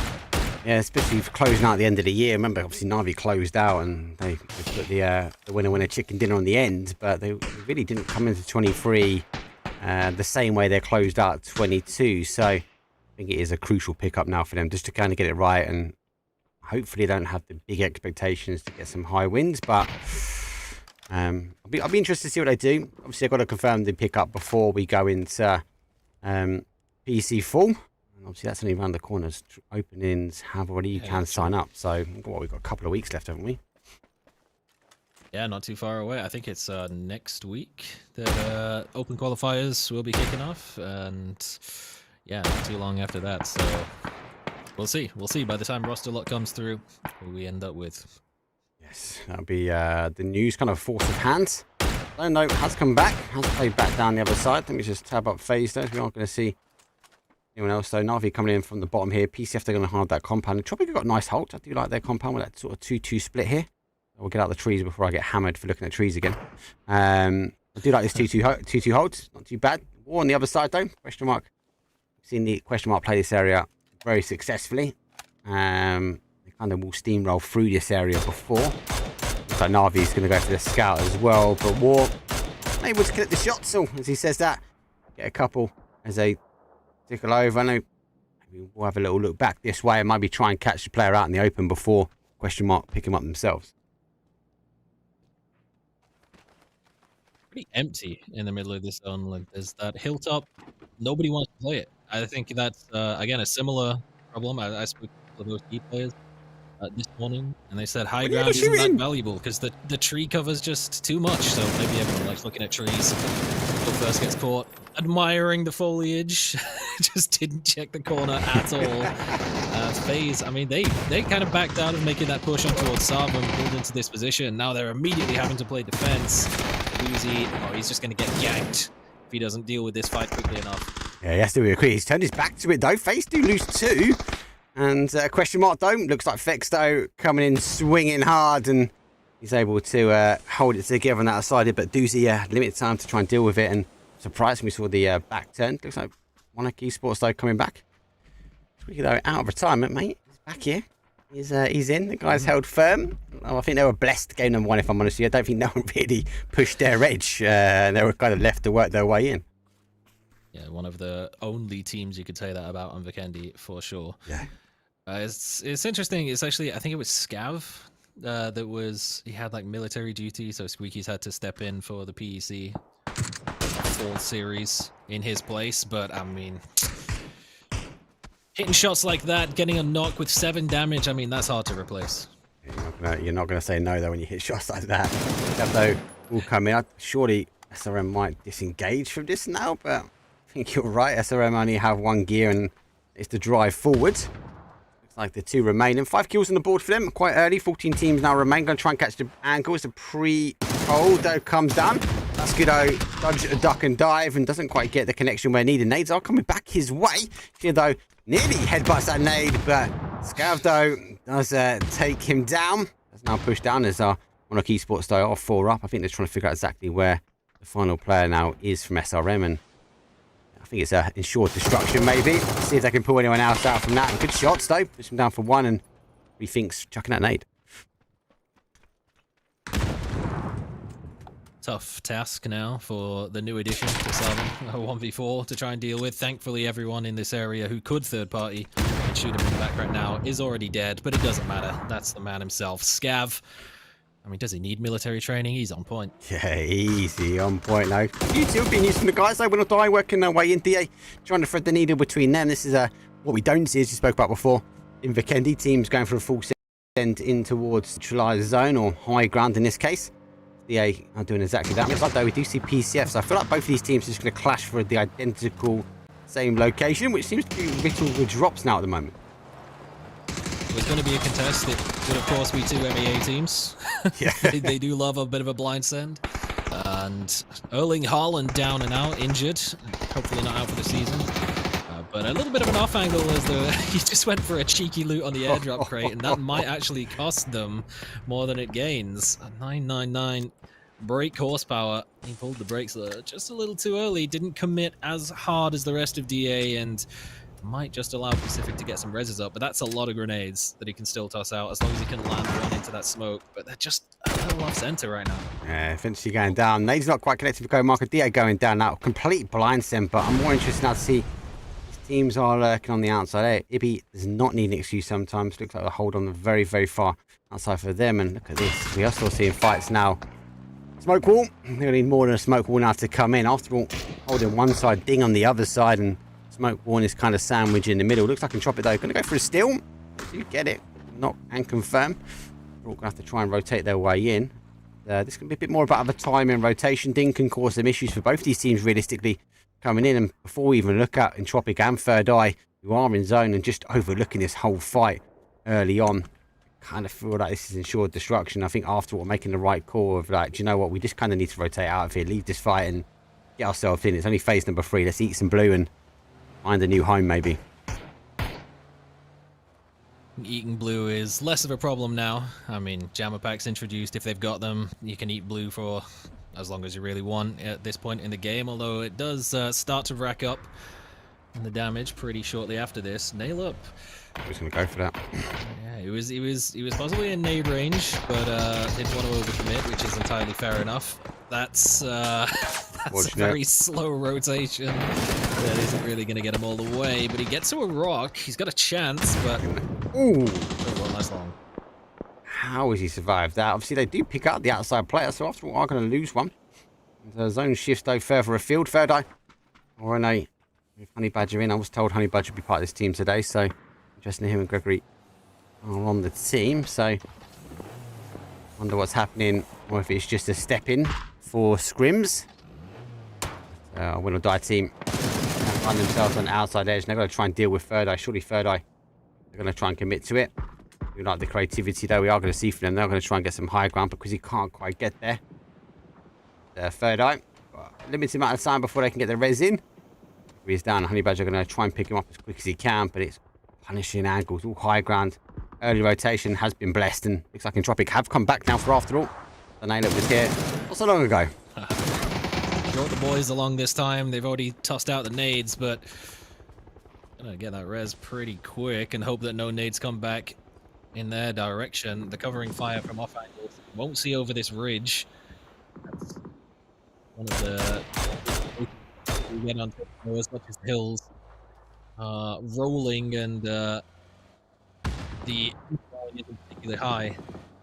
Get one, it's enough to block some cover. They do manage to grab the res and back out of there completely for Entropiq. Might have to be all they get done for now.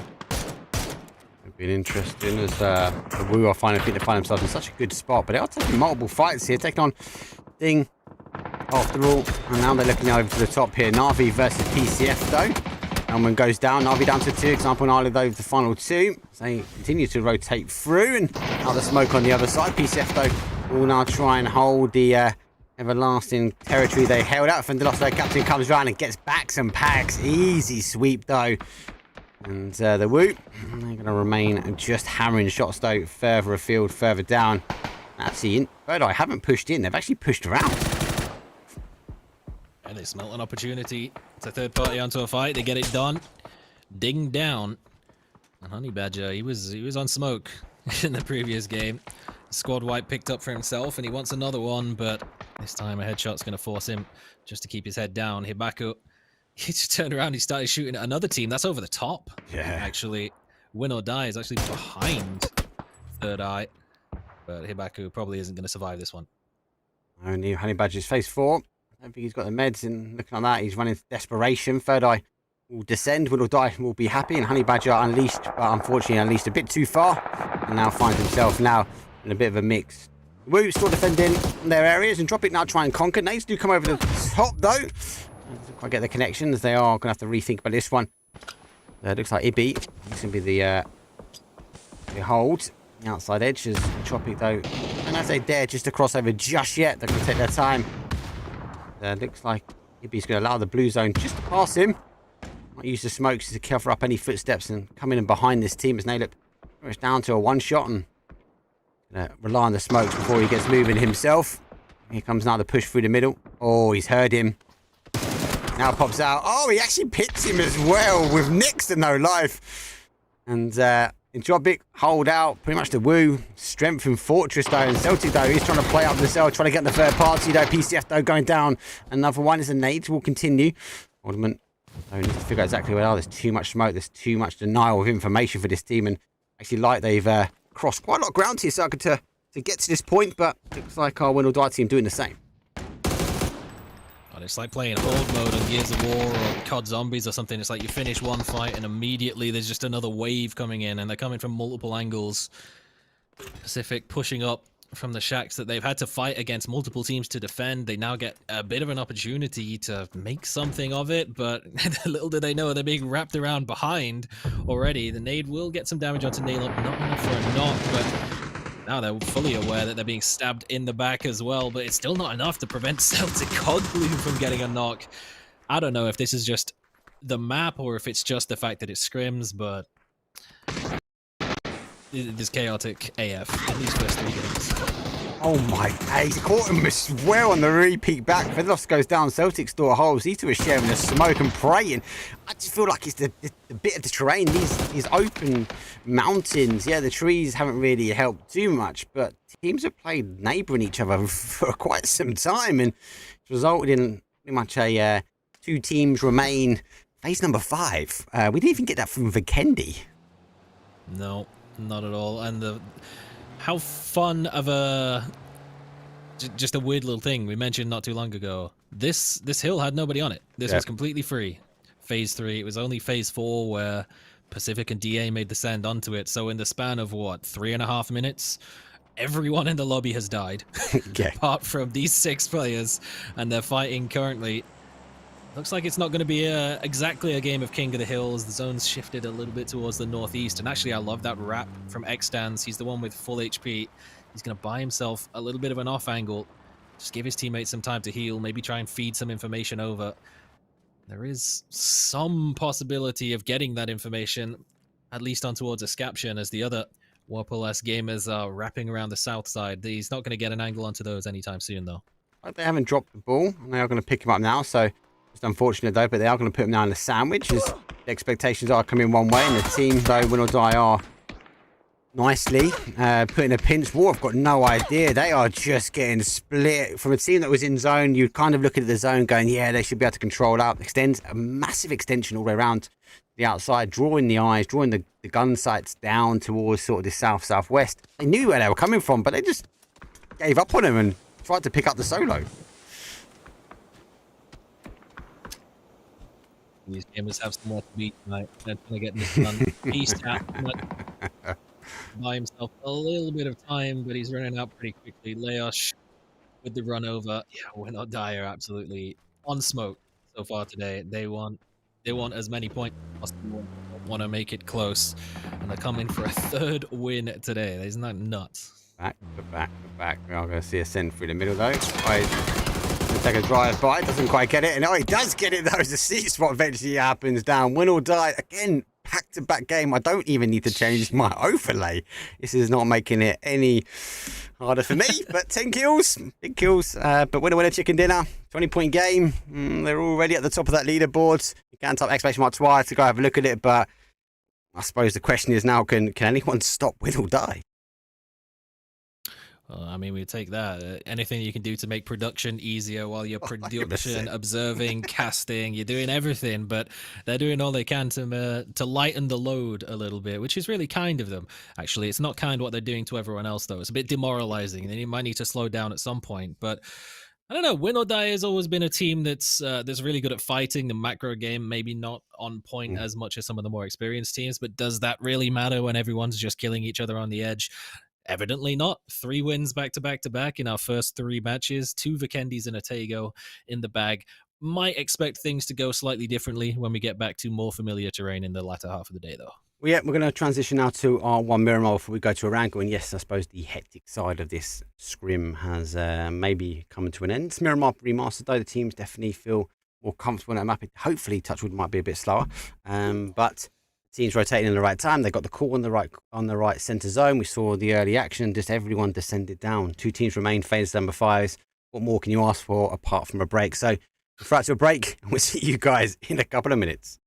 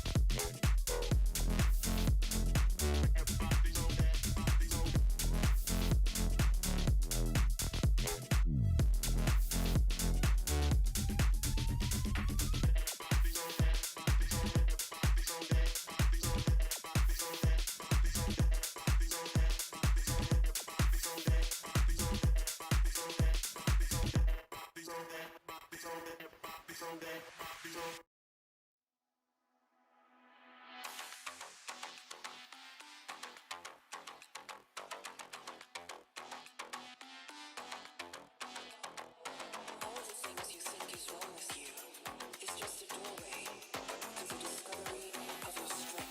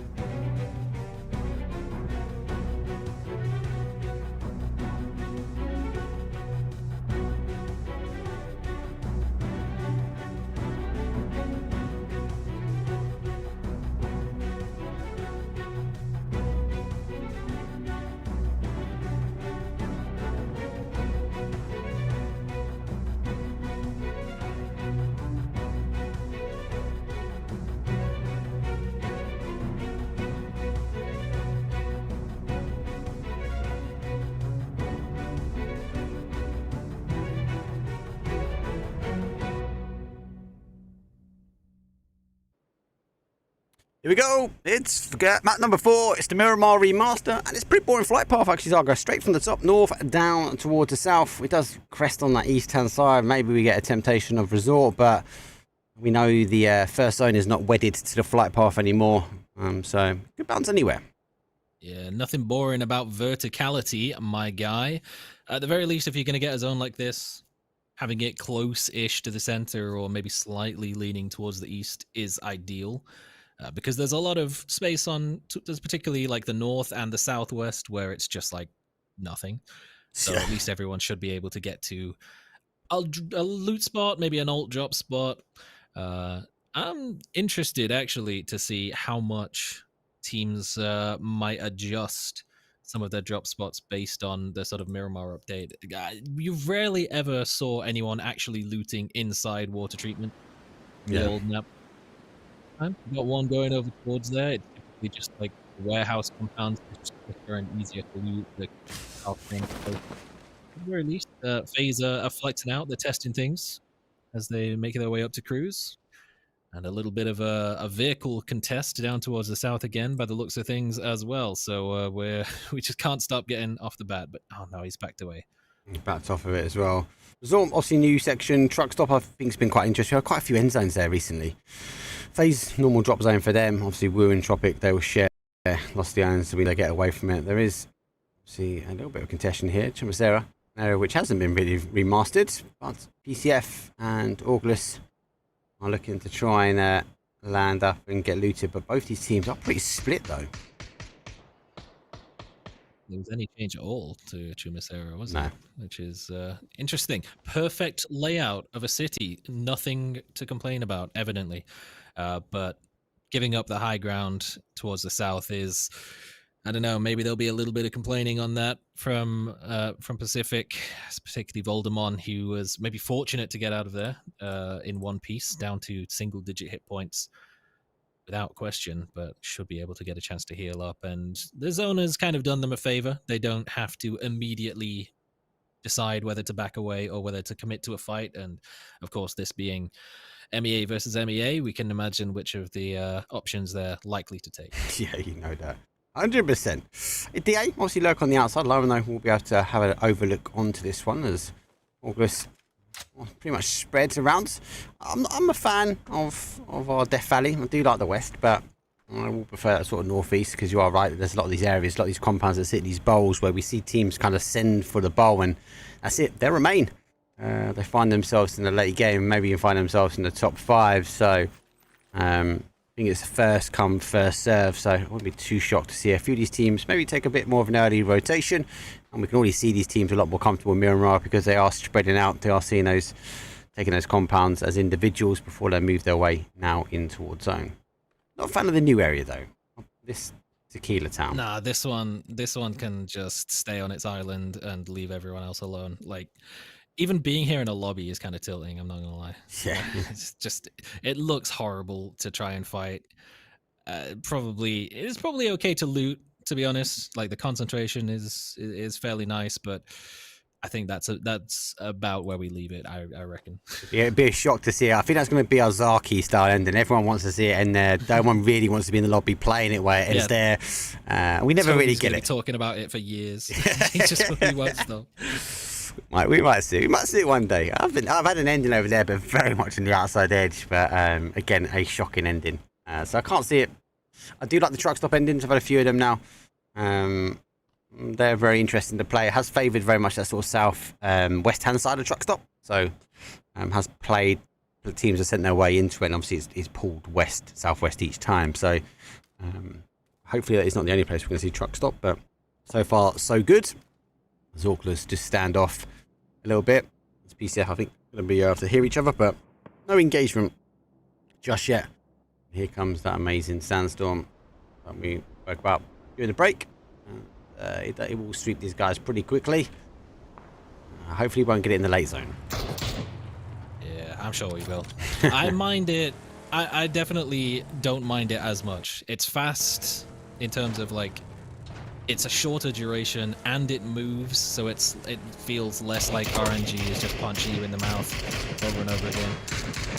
The one big issue I have with it is the fact that it blocks observers from being able to see things. It's like, imagine if every time a player got flashbanged, the observer got flashbanged as well. So then we couldn't see anything. Yeah, come on. No. Nobody wants to watch a stream full of brown. That sounds awful. It's like being in Birmingham. Hey, nothing wrong with Birmingham, mate. Nothing wrong with Birmingham. August, I'm thinking on the edge. So Entropiq moving their way in. August, though, not settled to take one team on. They will try and hold the outside edge. Like a few nades backwards and forwards, though. Celtic will not peekabooing just yet. Metabay does know he's here. Maybe needs to call the reinforcements, but I do worry for Metabay. It's only a matter of time before PCF will work out. There's only one person potentially holding them out and start to close down. Maybe see a bit of util, but easy. Maybe trying to be a bit creative, using their building just to block out his shift in. Need to be a little cautious. If Celticoglu can somehow get up onto the roof, but I don't think there's really an angle or an avenue for him to do that, and maybe just spotted him out through the window. So a little bit of information given over. Metabay has taken a tag from somewhere. He's still taking more. It's Fuzz from what, church? Oh man. That's actually fair. Sat there lurking. Oh my goodness me. That is some long distance shots to be hitting with a 4x. And he did it all himself. 100 damage. The clip that someone took yesterday, they get sent to YouTube, but the short that went up to YouTube was Fuzz yesterday, just tapping that dragon off. It was just insane. Just took his time. Bam, yeah, there's one. Bam, there's another one. That's a chicken dinner for me. Thank you very much. Yeah, too good with the DMRs and SRs. So he's on the outside, but Entropiq though taking some shots though at Ibby. As he's going to tighten himself up. Surely these teams though on the east want to get shifting over to the west. It can't be getting a heavy shift back. Surely not anyway. You'd hope so.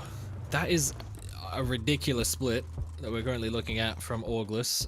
It's like they fell out. I mean, Metabay was semi-committed to the hold, but they didn't commit to the push. I mean, Nailcop was in an awkward spot before, and now it's an even more awkward spot. There's no chance that they're going to be able to get vehicles and look to regroup. So I think it has backfired somewhat, looking for a more flexible position out of Shumasera for now. The Woo having a much more successful time with a flexible position, and DA this time a 4-way split right down the center. They've got very good prospects for this phase 2 onwards.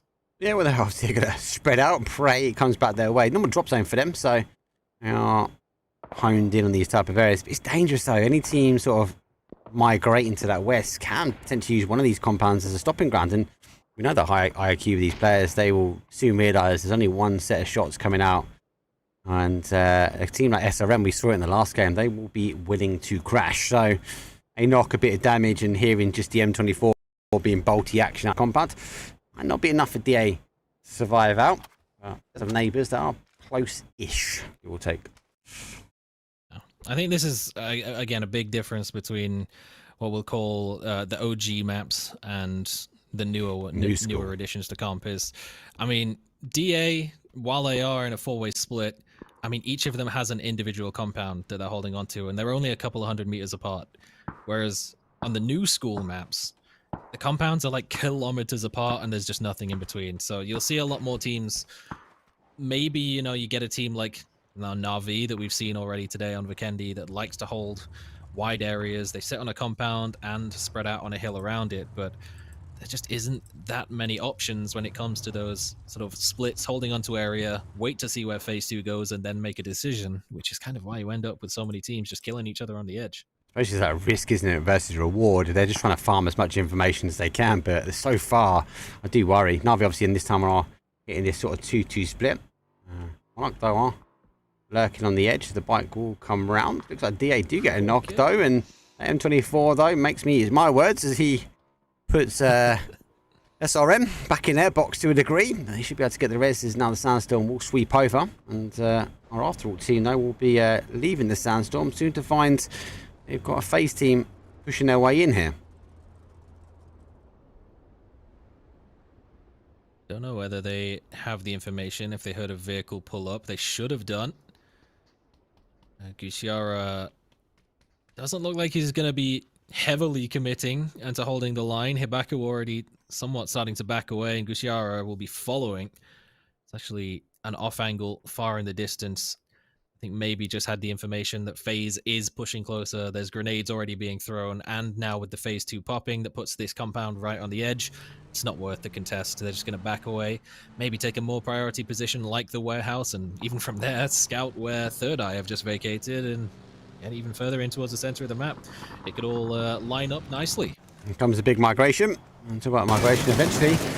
We are seeing a bit of a fight. Now, it's not Orgless though. It is Ding. It's even with the colour. I do need to update that. And Orgless though do pick up the final pair of Dings. They put the first kill on the ball, and PCF pounce. And I think they're looking at the kill feed going, that wasn't a team that I felt got knocked earlier. Tobato is down. Easy. He's going to have to disengage as he is on his own. And Orgless still clearly had a disengagement themselves, and maybe in party because they're so far split. Now it's only phase number 2, but with that shift, everyone's already got moving. And talk about getting moving. SRM though refusing. They've got a knock themselves, and now pushing in 4-man up. Now making the play. Blue Zone nade does do damage. A lot more time. We are seeing this kind of stack up of this util though. As here comes ready for another Blue Zone nade. Shotgun doesn't quite connect, and nade still coming through. Thought he closed the door and then made him nade himself, but he somehow managed to sneak through and get almost enough damage onto Hurth. Oh, that should do it. No, the first aid perfectly in time, but the spray down the hallway should just about get it done. He's the last man standing, but the shotgun is too powerful. Oh man, there was 2 team knocks from Sarvem. What a chaotic scrap. That could just have easily have been DA eliminated. It should have been DA eliminated. But Sarvem, okay, new addition to the team. Still some strings left to be cleaned up a little bit. Talking about strings being cleaned up, it was how they lined up as the string on the shotgun. He was taking his time. I kind of felt like he assumed that he was going down. He just kind of popped the shotguns like slowly, one at a time, and SRM descended down. After all, though, they are moving themselves into that combat. I said disengaged from FaZe. FaZe do follow. We can see him a little bit further back as the trees will now block it. But question mark are overlooking this one. A couple of shots backwards and forwards. Actually looks like actually an early engagement though was Na'Vi following the Woo. And looks like Na'Vi got in front of the Woo somehow. And I've seen Obi pop the smokes. There's 2 on the boards. Goes for them. And Na'Vi down some players. They're going to have to hold out. This could be such a hard hold. It's going to be a matter of time before we think we see the Woo maybe use some of the blue zone nades themselves and flush out the remaining 2 here from Na'Vi. Whether they want to make that commitment, we shall see. I think they'll probably wait till phase 3 so they know, okay, if this has a good chance of playing a strong position in the later phase of the game. But then again, it's scrims, so maybe they'll just send it in regardless. FaZe taking a big chunk of damage, but getting a big chunk of damage on towards Alia as well, and that's a net positive for the Woo. They have the numbers advantage. Psych! Oh my goodness, the pre-nade completely dumping him out of the vehicle. Doesn't quite even up the score, doesn't quite even up the amount of players, but it's going to take an extra 1 out of the fight for at least a minute while he grabs that revive. But Fuzzface on the way in, he's got the big Panzer. That's just a shotgun, but better. Yeah, we know how good he is with his shotgun. The Panzer's fast in his hand. We get the pressure applied. We'll allow the res at least. I think he's having a look at this one though. If he does go down, he has ripping out the outside. Panzer goes through, does get the connection though. Ryan goes down. Fuzzface, no need to second guess a push for him as the door kind of gets in the way. Players can't stop him, but physical doors may do. And Na'Vi down to their final player. PCIFIC has found him. Tries to get the shots through their little metal fence and finds somewhere maybe to hide. Maybe a second guess jumping down there and backs himself now into the closet and praying that the Woo will push further away, because we do have Entropiq and Third Eye also looking for the third party. Again, this is where I said maybe they'll wait for phase 3 to see whether or not this fight is worth it. Maybe they should have done. This is right on the edge, and now there's 3 teams lurking on the outside. They know this is a very committed fight. There's no easy way out for the Woo. Their vehicles are almost definitely being camped by Entropiq. So now they're kind of stuck here, and stuck behind enemy lines is Alia.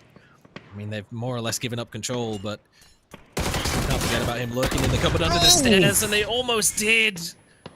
But the refrag is there just in time. Do you like how creative he was? He was trying to lose them, trying to get rid of the sound cues. The smoke doing enough really for that, but not enough though to allow him to get second knocks though. Third Eye on the push up though. She right on the top. There could be those popping the smokes though. Mixie a bit further down. As I said, that's one of those compounds we kind of see these teams sort of hide out, and you gotta use green energy. There's a little bit more of a stealthier way in towards zone, but I'll take it any day. Third Eye will conquer the high grounds, and we will be okay. They want kind of a 3-1 split though. See those left through the ULEZ. Yeah, you know that, mate. It's all down here, mate. I can't go see the mother-in-law anymore because my VW camper van will cost me £12. So hell no, she ain't worth that. 100%. Oh, whoa! Does get the knock and slapped in the side of their head by Monarch though. There's a bit of a long distance though. They are trying to get it confirmed. So is Exalt actually further afield, but just picking up any freebies they can. I do really like this revamp of Brickyard though. I must admit this building has these exposed sides. Seeing some creativity, and a team that doesn't need any more creativity is this one, as they already put 3 chicken dinners though on the board for themselves, and maybe someone will be able to stop them come out the Brickyard. I don't think I've actually fought from the actual Brickyard building itself, so I have to keep an eye on exactly whether or not that comes into play, how Win or Die end up playing from it.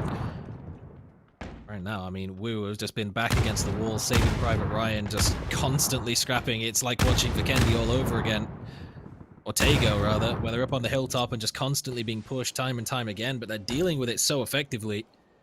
Monarch being forced to play prone behind the ridges, but oh, that's the perfect timing on the peak from Vascu. He'll take that any day. Yeah, they didn't catch him on the rotation round, though. Nice peekaboo over the top, though. Final 2 now remain for them, though. They're unable to get the flush, though.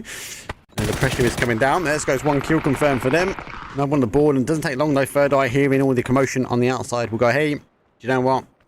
Let's try and finish this fight off ourselves, though. FaZe understands that he's going to go. Final one for Wu. He's got a bit of a harder rotation, as he is going to descend further down. Third Eye, though, do take the shots on him. And he does slam his way in, somehow finding the safety back into the compound that was centre of attention not so long ago.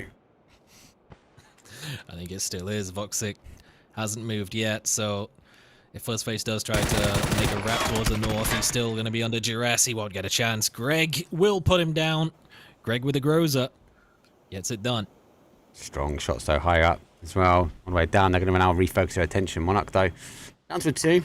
They're having the numbers. They got picked apart slightly, and Third Eye, not great. Good wrap, though, from them to suppose, cause some issues for the Wu. We'll go back into the further action, though. Oh, cool. They find themselves, though, in the centralised compound now, an area which will be left alone. PCF, though, playing the ridge just in front, and already bleeding out. There are only 2 of them remain, though. And Exalt, though, with Uber trying to push further in, though. Art is really exposed. He's holding his own, but he's going to go down. Not enough done on for them. They have got the off angle now. Volume, though, puts another one down with the confirm, but unable to protect himself now. Exalt still pushing in. There's no one there that's going to be able to take the third party action. Exalt, I believe, down to a 2. For the time being, but Bait's going to hold off on the res, just going to go straight for the aggressive maneuver while they have the chance, just going to let Molodok have a bit of a chance to heal. But now, he's hearing cars wrapping around behind. He's thinking, oh, hold on a minute. We might need to deal with this quicker than anticipated, because we might get pushed from behind, but Monarch aren't really going to commit to making their way up the hill for now. He should hear those shots coming from below. Not quite sure exactly where Voldemort has escaped to. Just spraying into the smoke, not going to land anything. It's actually the tags from far back. Hold on, where's this coming from? Centralised. I reckon it's got to be smoke, wasn't it? Yeah, it's them. Just it was too quiet in the middle for them. They're like, we've got to have some involved. We've got to get something here. No one's really wanting to make the push, though. Voldemort, though, keep it on the road. One of the new areas where we see these new roads now coming in play. A lot more terrain. Molodok does go in. Vascudo is trying to climb as best he can. The rest of the Exalt players are a bit too far away. So he will take his time. They went for a huge rotation round, and it's not going to be long before they cause Exalt a few problems himself if they do try and push towards that fight. For me, I feel like Exalt just need to hunker down. Yes, they've got a player. The SPCF are causing them issues in front, but as it stands, they've lost too much information on the outside. They don't know what's coming in. Oh, the timing. It's awful. Artix goes to pick out a nade from his back pocket, and Voldemort picks their pocket. Double headshot onto both the remaining players. Oh, that's so painful. After seeing them consider making that push, but it was actually a body shot from a bolt action from Smoke Wall onto Molodok that made them reconsider. Back away, and then he does eventually get crept up on by Monarch from the low ground, and it all just falls apart. Really nicely played from the individual player.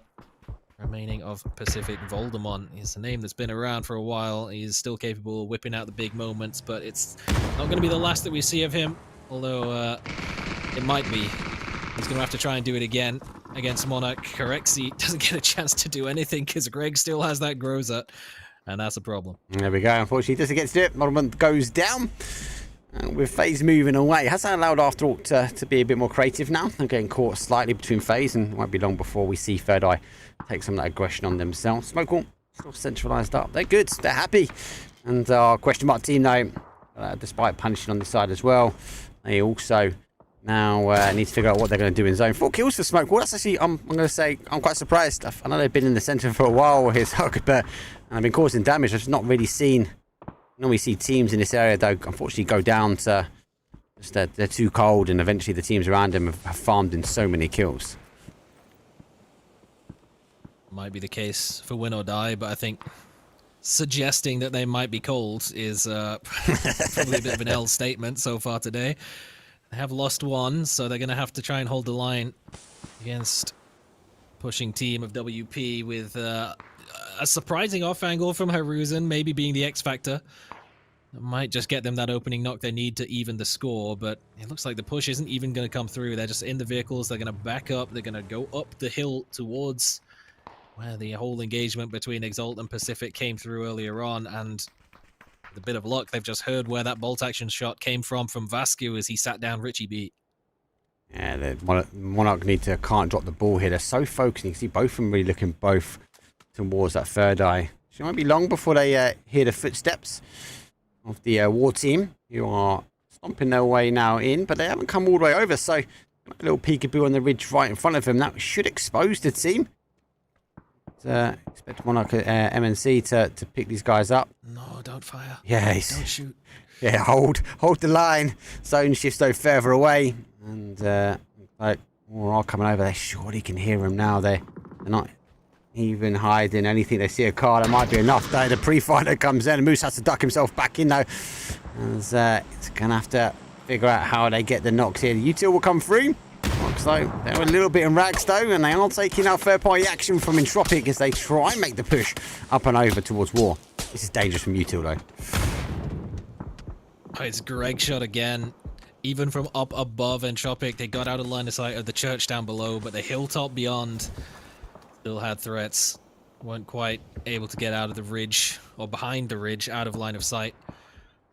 And now that's just free push for WP to get in. The grenades aren't getting really anywhere close into the smoke. That one got some damage, but not quite enough. Don't know how that one didn't get any damage, but there you go. Game over. Decatron will get it done with what, like the 8th grenade that they threw into those smokes, but they'll take it. They've got themselves a position. They've got themselves the points. Now they have to try and maneuver some sort of push forwards, or maybe even just look to run it down and third party what could be an engagement between win or die, a question mark. Some way to find some points.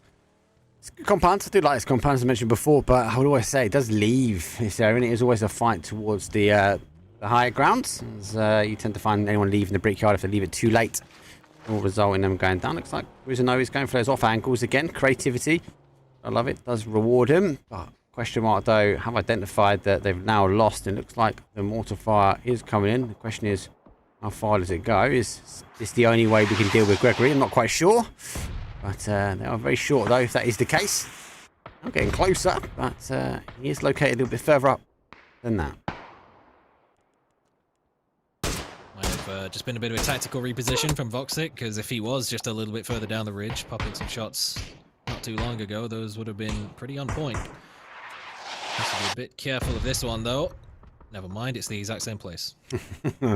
No trigonometry or trigonometry, I think, as people say. As he does put a crazy one on the board. Koa again, insane when it comes down to one of those boys. Watch us send all Team Germany. They were pretty good on the angles. I don't know. Ruder's in play. Not really something for after all. I've fallen a bit short though. Win or Die have climbed the other side using the ridge to kind of block out a question mark here, and they will find themselves now up on a smoke wall themselves. And War got the freedom of movement, but not too much, because Entropiq still remain in the bottom there. They are kind of stuck in that compound. Got to figure out which way they want to go. War on one side and our third eye on the other. I know I'd rather go for War, because Gregory has been laying down a few kills himself. Don't think there's really any particularly enticing options when it comes to having to make a push like this. Thankfully, the one option you've got now is Entropiq making this push up towards Third Eye opens a little bit of an opportunity for the teams that were getting bullied by both of these teams before, while they just kill each other off. Great shot.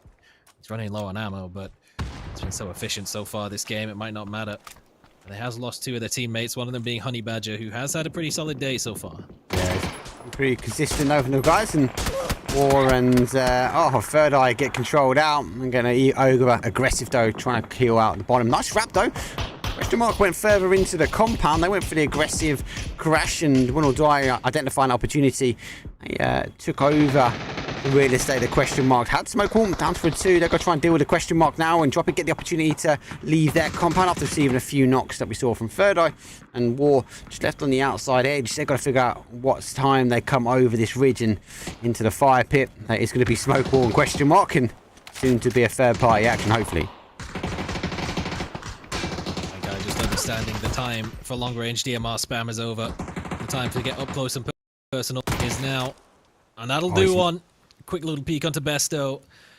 He lost Phil first in the smoke. He had line of sight onto him for a couple of seconds, but he's disappeared, so we'll just take the point for now. Hit and run. He's just hit and run him. He heard that Molly was like, I am out of that one. I don't deal with Mollies though. Puts him down to pretty much a 1, and now with the blue zone nade coming in and Entropiq though trying to work their way around, but Wharf somehow able to get some points on the board. They not long ago only had 1, and I'll find themselves potentially in the top 5 position with 4 kills, as they will now reach their way around though. Does get some good shots, but Entropiq deny the opportunity. But they are going to be denied the capabilities to get any res now. As War gone away over the top though, gets another one. Now going to try and get the confirm, and I hate when they go for the thirsty Thursdays. They could have continued that fight, but Entropiq though will take 5th. And we are now seeing War down to 2. And they are on the outside edge. Question mark back to a 2 as well. Did manage to avoid that blue zone grenade just about by sticking to the eastern edge of the garage. No real push coming back through from Bankai. He's kind of set in where he is for now. It's always crazy when you see a player just get completely caught out in the open, full body exposed, up against someone who's peeking with just the head, and they still almost win the fight. That was really close from Madzi, but in the end, job done, dealt with. The trade was there, and the flush didn't come through in time, so Warpallas still back to full strength, the only team who can say that. But then again, win or die, still back in the top 4, looking for their 4th in a row, and they've got a pretty hefty amount of ridgeline that wraps all the way around from the west, the north, and the east. So a lot of maneuverability if they can find the opportunity to pop up and peek, maybe cut off Warpallas on the east. They could do a lot of damage. Yeah, they again that position, that question mark identifying, they pushed in. They knew they had the opening now to go around the other side, and yes, they've got themselves forward this ridge line. Eventually, they might hold out War, but at the moment they are sitting on 0 kills. Be interested to see if they can get a 4th chicken dinner on the board with 0 kills. It'll be a very tall ask, but they aren't getting heavy kill games. Not quite this one so far, but their position has been really good. And there is no, I think he's just double checking, making sure there is no one wrapping their way around, and is that the only tree remains in the outside edge. He dropped his DMR as well for a shotgun as well. So looks like they're pretty committed to making the play close range, not wanting to try and find an off angle of his own from further back, and put some DMR spam in towards War. More than happy just to hold the ridge line. They know that phase 9 is going to come through. It's going to force everyone who is at the top on the plateau in the compound. It's going to force them to come over the edge in towards win or die. The only thing they do need to be aware of is that potential east side wrap. It's good to see that they are still paying attention, looking out for it. Yep. Continue to work their way down. Smoke will unfortunately lose in the zone now for the first time. 5 kills on the board though is impressive state. You tend to find this compound becomes centre of attention. That glass is still in, so having to think about it, but he knows he's got a team in front. Fake a blue around the outside, doesn't get the shotgun. He kind of just blast it into the abyss, but question mark though hold their own. They backed themselves up on this side because they know they've got a team pretty close. Oh, Nade actually hits though, and near enough taking him. He's actually ducked himself behind the outside box though. Does get 1 question mark though. Going to be down to their final player, and this is all good though for our Win or Die team. Bill first though goes down. There's the first kill on the board for them. We are now going to go 4v3 at the end, and our Win or Die team, as you said really early on, they pushed the ridge. There is another one. And Haruzen, he lurks in field. He might be able to just generate some creativity, but it is a 3-on-3. I kind of feel like he's only going to go one way, and that is up and over. Yeah, he's still got that shotgun in play, so War, they've already sent 2 around. That is a good nade. The bounce just sends it a little bit too far. That's the issue with some of those ridges. So Haruzen has a bit of a 1v2 to try and deal with. All the rest of the squad look to test the low ground. That's an opportunity missed for Extans. And Saketo in the smoke. He's going to be feeling a blue zone grenade. Haruzen wants to get off this fight as quick as he can because he wants to focus down. The blue zone going to push him out. He's down to 1, able to get a med on. Even though hasn't medded himself, he's still continuing the engagement though, but using the ridge as best he can. Any more rounds, he's going to get spotted though. He does get the heads over, sees a heavy lot of shots himself though. Does go for exchange, one at piece though, and Winordie. We might have a team that can answer it. Extends to the final player though. 2v1 at the end. He's going to get the wrap. He tucks himself into the smoke, gets down to an utter one shot, and somehow he's able to hide into it, and eventually going down. War has been the team that has put a stop to him, and eventually the team that means they need to update the overlay. 11 kills, high kill game, and actually a team that was wrapping around the outside edge for quite some time. They find themselves a nice little chicken dinner there at the end. What could have been 4 in a row denied by War. Came down, I think, Haruzen, that one bullet they just couldn't land before they managed to duck down and get the heal behind the car. If he did manage to get that, he had the access to the high ground himself, but he had to try and call in support to watch over it, and that just caused a bit of an opportunity for War that they capitalized on very well, and Extends couldn't quite get it done in what ended up being pretty much a 1v4 at the end. It's always a tough task, but you know, you'll take 3 in a row and then a second place. I suppose it's not so bad, and War played that really well. Again, making that push at the perfect opportunity on the hill towards Monarch and then cleaning up the fight below. I think it was Entropiq that could have caused some problems, could have been enough to get a knock, maybe take a flush down with them. But all in all, the game of millimeters turned into a game of miles at the very end. Yeah, it definitely was millimeters in that middle section, though, but obviously with their zone shifting away, a lot of teams had to move away. And yeah, no takeaway from War, though. Huge wrap from them. They went very wide out on blue, and to have no information, dealt with Monarch though, and Entropiq got caught there between them and Third Eye. Big shout for Third Eye though, they were causing some damage up in that higher ground. Gregory slapping out of that top ground. Lots of early action though. We're going to take a bit of action and take a very quick break though, as the lobby is just about to open. We'll be coming back though, be back to back Orankle. It's the OG, it's the only map that has been untouched for a while, and it's not going to be long before I need to start changing that saying. But for now, quick break, round number 5 coming up.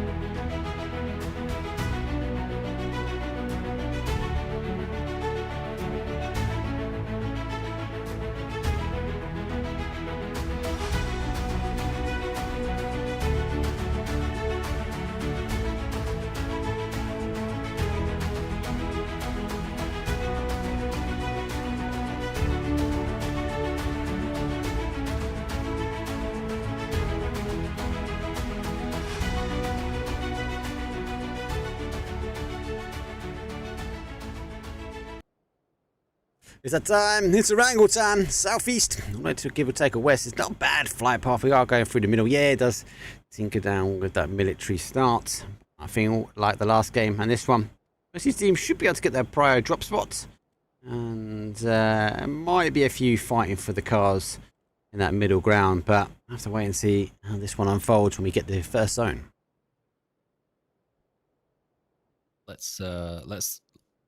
Let's just thank the lucky stars there's no ascend in the lobby, otherwise this one we would know where it's going. Yeah. And it wouldn't be pretty. It'd be at least one player with double-digit kills. But this time, you know, we've got options. Not too bad. Shouldn't be too much in terms of hot dropping in the early game this time around. Pretty established where the vast majority of these teams are going to be dropping on both this map and Miramar. So hopefully should see a little bit in terms of more teams alive for the mid game. Oh, we say that. Was it like 10 teams alive by like phase 3 earlier on one of the Vikendies, something like that. But then again, you know, where these two teams are involved, there's always a chance. Yeah, everyone seems to be stacking up. Was the agreement to go for the free stack though? We have Orgless on top though. He's going to wait to get some shots. Doesn't quite get it though. We'll wait for the animation though. They are now taking the full flight. They do lose one back as well. PCF though looking to go up though. They're down for a 2 now. Celtic on 1. I'll just quickly tab up the other though. No, don't need to tab up 1. We are going down to the final. Just gonna wiggle his way down to maybe that lid. Try not to give any sound cues up. He has gone for it as well. So, oh, he went for the peekaboo. Went for the Thirsty Thursday. But 8K, it's pretty hard. And I can't see a way Celtic getting out this one and getting some of his boys up. But might be able to crawl his way in, but it might take a while. He kind of has to deal with at least one side where the threats are, but Nelcop has actually just hopped off the side of the building. That's made it a little bit more awkward. That's a grenade, and there's a meta bay. Where's that going? Not through the window. Gotta be cautious though. Yeah, it was a bit of a sod this out as he jumped off the roof. Rolling down. Bit stack up and push though. Vector on Vector trying to get a point on the board.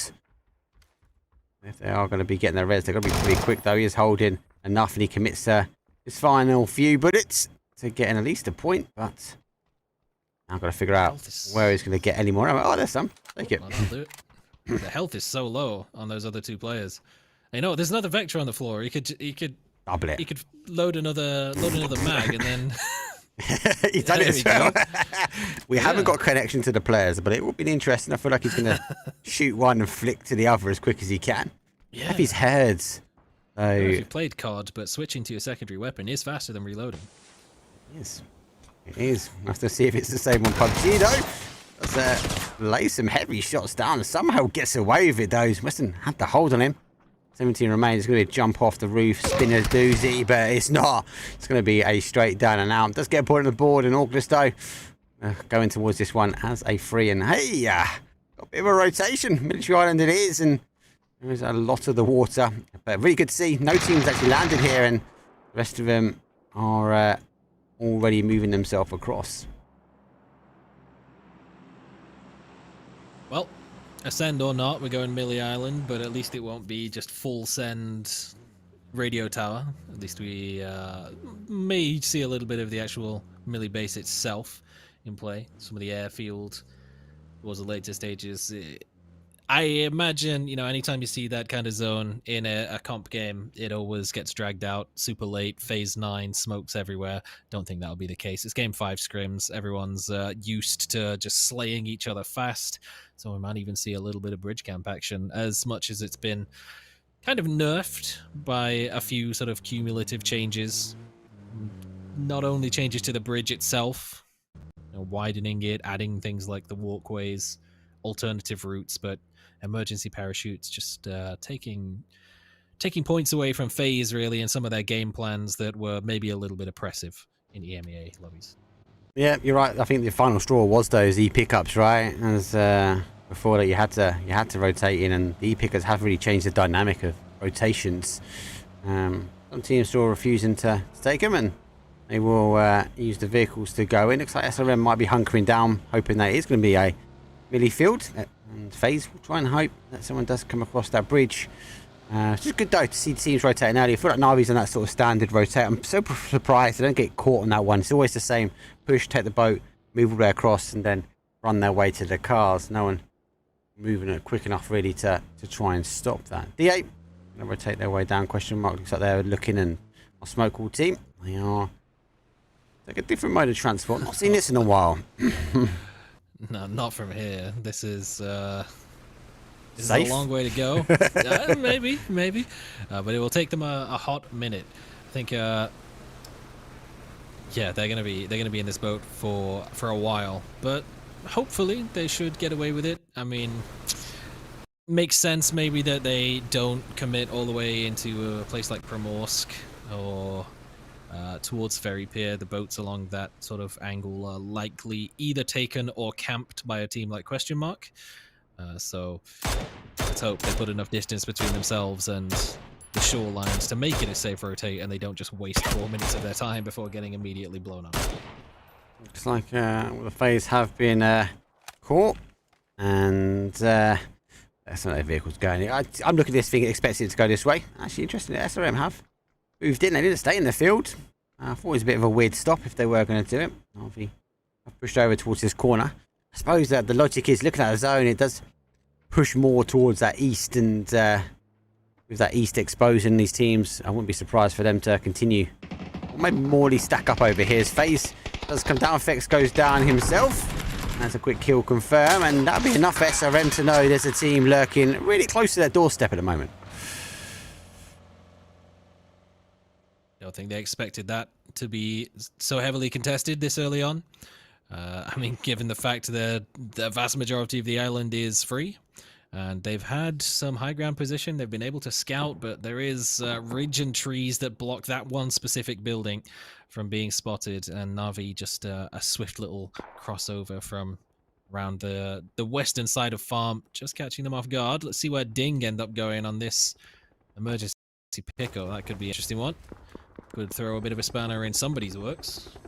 Surely it's an end of the path and hover their way back. One is going to be the interesting one now to see is WP will be exposed, and we know the Woo can get aggressive. As, they are inching their way across the top here. And Warm, under no illusion, they're safe. But I'm quite surprised the Woo didn't take the shots. But I suppose they're just watching for that rotation, watching for that team just to move to that left-hand side or that right, away from the bridge. There goes a great full send as Ibby and nails the bike rotation, the bridge, the safety.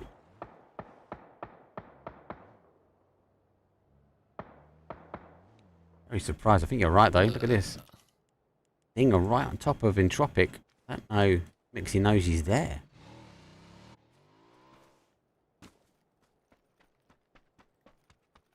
Be a little cautious. Sargo, thanks for the update. Did you say there's a new PUBG coming soon? Yeah, no new map. There is a new map. There are other new bits and pieces coming as well. No spoilers here, unfortunately. I am looking forward to the new map. KFC coming to Erangel, you said? Hopefully, maybe every chicken dinner I get a token. And 5 tokens, get myself a bargain bucket for delivery. That'd be a winner in my eyes. Damn, yeah, you'd take that. I mean, to be fair, every time you get a chicken dinner, you get an Aston Martin delivered. That would be cool. Yeah, okay. But you know, we'll big take thinking, KFC big thinking, well. big thinking, right. Big thinking. I'm thinking small prizes, small prizes. People might actually try to win in ranked games if that was the case. Dang. Jeez, not win on kills. Another spectator blip though, as the Woo under pressure now. After all, taking some shots. They come over from the coast. Difficult combat to come off, as these identifying teams can punish you here. This could be an element of pressure and go. And looks like we are going to see FaZe. He's going down himself. No, I then go on the other side. But Ibby, he's sneaking around. He's just waiting for those shots to cover up his footsteps as he's kind of playing the old school game as a kid. And over the top though, does get caught. Oh, he puts him down to a 1. So unfortunate though. And the Woo losing 2. High Ego player is down as well. So as FaZe say, they remain down to their final player. And like the zone shifts south, I feel like we are going to see the Woo now shift further south himself. Lost out on the covering fire just at the wrong time. Just gave enough time for him to hear the steps and switch over. Completely demolished. Very nicely held from Danimon.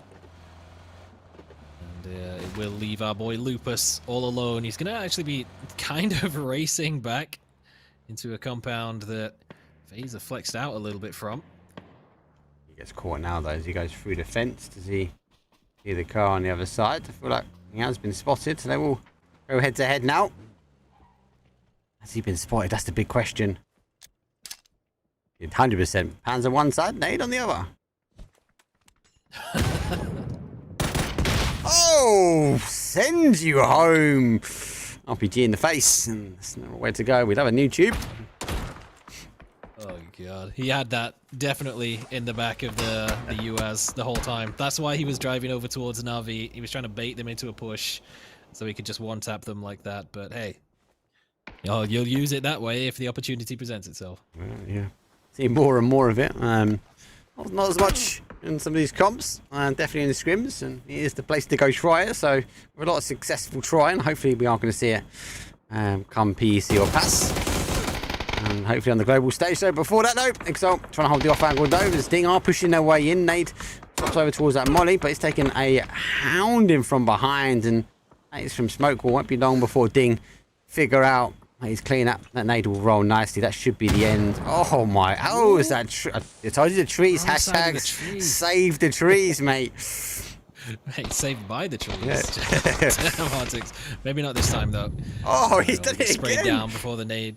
Oh no, he doesn't. I'm looking at the wrong team. He gets the spray himself. Wow. Artix is a tree hugger. Love it, mate. Go green. Go green or go home. Going home. He's not going to be Smokewall though. No, eager to continue to move in. If it felt early games, Vikendi for me, Smokewall was just them holding out in the compound. A little bit the same. We saw them come out a little bit when it came down to Tego. Miramar, they had to work for it, and now having to go full swing come Erangel. So they are now pushing their way in. Exalt are down. I do like this push. Looks like it's going to be an aggressive stance. Grab the car and go. But I don't think they've got any more information after that. So that will be the end. And that's a good parking. Melman knows where he's parked his vehicle. Let's go back to a bit later. One remain though. That's a bait. It was the first out last time from Orgless. Oh no. No way Na'Vi getting out of this one clean. As FaZe come back. Will you have the time in? Surely not. It's a freebie. Oh, let's go down. No. He was getting back in. You saw him stop running for just a split second before he gets deleted. That's unfortunate. A little bit painful, but it does happen. Seems a little bit of a split here. So we've seen some teams hoping it's going to play East, and there is a big divide. Hoping it's going to pull back towards that military island, as we do see Winordie take their time. They now come in. FaZe still holding that top ground, and we are seeing our war send away out from third eye, and the zone does shift, and it looks like it shifts back towards the east. The war, after losing a Bucky, grateful that the top side and might be able to swap over and hunker down. Bit of a difficult area to hide out, but we've got the opportunity to go a little bit higher in Entropiq. They've got a lot of options to make as well, because we've got 13 teams, and the ones that are on the west have to make a commitment now to move further afield and come in. Had to mention the radio tower, didn't we, earlier on? Yeah, always. Hard shifted towards it a couple of times, and FaZe 4 about to come in, remove the water, and that leaves really only one choice, and that's going straight towards it. So unfortunate for FaZe that they had their little run-in with Na'Vi. This is also unfortunate for Mr. Squeak, who actually, I read the tweet again, it's Lisa that he's standing in for, not Scav, so Scav is still in action. And Vascu definitely in the middle of the action. 2 knocks of his own before he gets traded out. How's he not seen it? I was about to say, how has he not seen it? He was cruising by.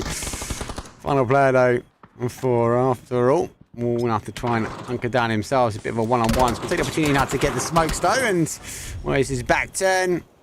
Monarch Esports though will pick up the freebie, and Scav himself will have the opportunity now to get some of the meds on.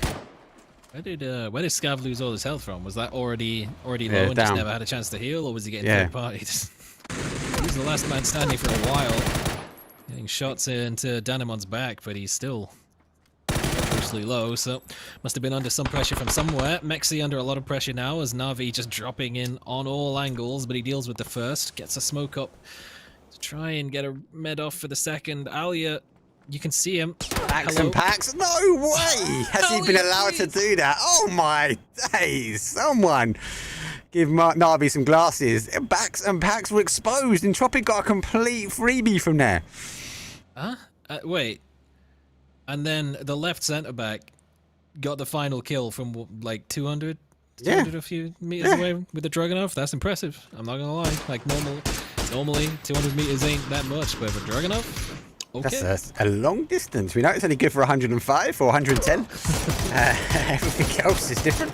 I've actually seen players pick it up late game as well. Like they go MK up towards these kind of zones as the zone descends in. We then see a changeover, but maybe things change. Maybe I missed some kind of tweet about it, but might be a matter though. SRM though, they are pushing forward though, but they do have a player in front though. Although obviously he's trying to take on Hudos, he's playing it up over the top. Does get the knock where needed, but doesn't quite get the second though. As doesn't miss Q. He's already got one of the SRM players right on top of his heel. B8 down to a 2, but they are hugely split as I speak too fast. They're down to a 1. And phase 3 with a car missing a tyre. It's a pitiful attempt to get out, and I think SRM have got him pinned in at that point. Blue zone chipping away. Sarvem will do the rest. Schiller, though, does need to be a bit careful now. The blue zone's chipping away at his hit points, and Crossberg towards it. Needs to get in the vehicle and get a move on pretty swiftly. To Sarvem. A bit of a setup, a firing line for Smoke Wall. Might be able to find an angle in if they just commit to going up the road and just dealing with Bankai. Just a couple of rotations here. So, recently we've had it play up towards these crossroads. So, we're like Winordie playing it quite slow. Tisero is expecting to be in the late game. They now got to figure out where they go, and with the mountain right in front of him, they really want to push up. You might want to push around. So, a bit of a 50-50 roll. FaZe dropping their attention completely on that north side now. They are just focusing towards the south as War do take that little trench, that bunker, and where there's no one really taking shots at FaZe, we'll give them the opportunity to play Peekaboo over the top. But Peekaboo though goes down. Or just need teams to kind of descend in on this and put FaZe back a little bit. At least stop them shooting over the top so freely. It's really hard to prevent it when the team has the freedom to play that high ground. Really very little you can do. I think the only saving grace is the fact that that dip is so dang deep, so you can play pretty low into it and avoid the line of fire. But if there's no one else providing any pressure on towards them, which there is now, Phil First has got a knock. There's an off angle and a half. Harusen just hangs back. They catch the car. Scaff though, he goes all the way for it. He goes up on the other side. We see MNC go down first. Then we see War go down. And then soon to follow is Monarch Esports. 3 teams in an instant roll down. We go into our top 8 now. And it gives a bit of freedom, bit of movement actually for our win or die team now. Yeah, they really needed a bit of a boost today. Their performance has been a little shaky. They, making them seeing them get some placement points in this game finally is pretty good. But yeah, they've now got a little bit of freedom. FaZe has actually backed away almost entirely, apart from correct seat from the high ground. So they're kind of committing to this close range fight against Phil First, which is risky because it's Phil First. But he doesn't seem to know. He's still got the mini in hand, and that could be his downfall. I don't know if he's been picked up. They've obviously lost players though working across. Oh my days, we've got a heavy engagement on the other side. Those will die. They find themselves with some new neighbours, losing 2, losing 3, down to the final. 1 extends though, got to put a miracle out the bag. Not let alone putting 3 chicken dinners on the boards. And I've got to deal with an SRM push though, comes through. Players though would be able to provide some information at least. He does have the capability. I feel like he's going to be able to get one. It'd be Harusen, but he's so hard. That Molly looks good. As they come down towards the car, forcing him now to move. Does have to play off. Smoke has exposed a little bit. They haven't actually caught him. He's moved through the middle quite cleanly. Not only is the smoke playing in his favor, but smoke wall as well. Getting a knock onto the back line of Sarvem. Actually going to force them to back off, putting pressure on him. They will clean up all of the flushes, so no revives to come through. Schiller. A slight glimpse as he tried to cook that nade. Get some good damage in. Just can't land that final tag. But CCI next is dealing with a push from behind, so it's sort of a 1v1 at this point. It's like a 1v1 in these sort of situations, and Smoke will good play from them, identifying the threat on the outside, and then he's going to edge the outside of Smoke. He did get a re-smoke, so take the opportunity now to try and get a little scab on. She, though, is trying to use the high ground against him, and that smoke gun doesn't provide as much fire as those barrels do, and they will go down. Win or die, it takes 7th place for them, and maybe the reign of Win or Die has ended.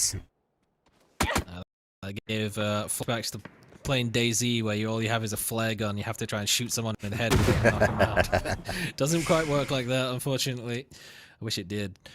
Schiller, all alone now.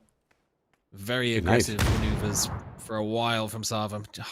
Just very slightly overcooked, but Su's on the move. He's got a big ridge to work with, and he's got covering fire to come through from Crossberg. As soon as Schiller makes this push, it's going to be game over for Sarvem. Soon to fall. Straight after is question mark. Can't even click it on time. Top 4. We go instantly from our top 8 to a top 4. With FaZe number 5 in the way. 3v3, v2, v2. And FaZe losing 2 after the push out from the mountain.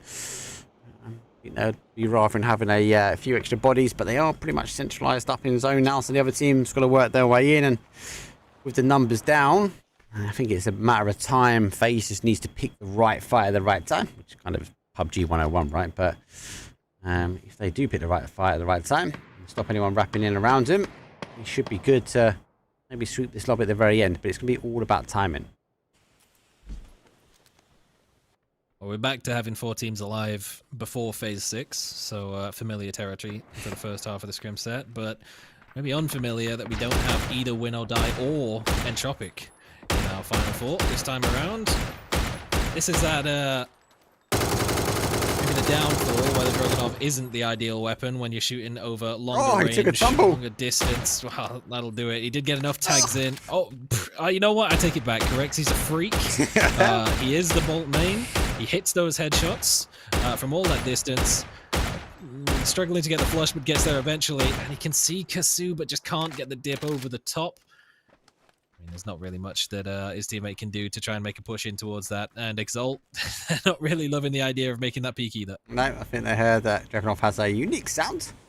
And Smoke Wall, you can't even go for the res. I feel like at this point, I feel like he's going to go into this one as a 1. FaZe coming in the east as they sweep their way through. Only 2 kills, not really had much to fight. Most of the teams have been in front of him and been kind of chasing a lot of tails of these teams. But it's nice to see him a bit more control. We know Honey Badger. I suppose he's very well known for being creative, aggressive, flamboyant at times, leaving the team behind to go farm some kills. And he's got 2, but I don't think anyone else has been really over his neck of the woods. So a lot more of a quieter ending, I feel like, compared to Game 1 and Game 2. Do actually manage to keep his head down, out of the line of sight of Corexy long enough to drop down and get the revive onto Crossberg. So they are back up to 2, but they're all the way low ground, and it's very difficult to get back up from here, especially now that Corexy is not the only one who has an angle towards them in this position.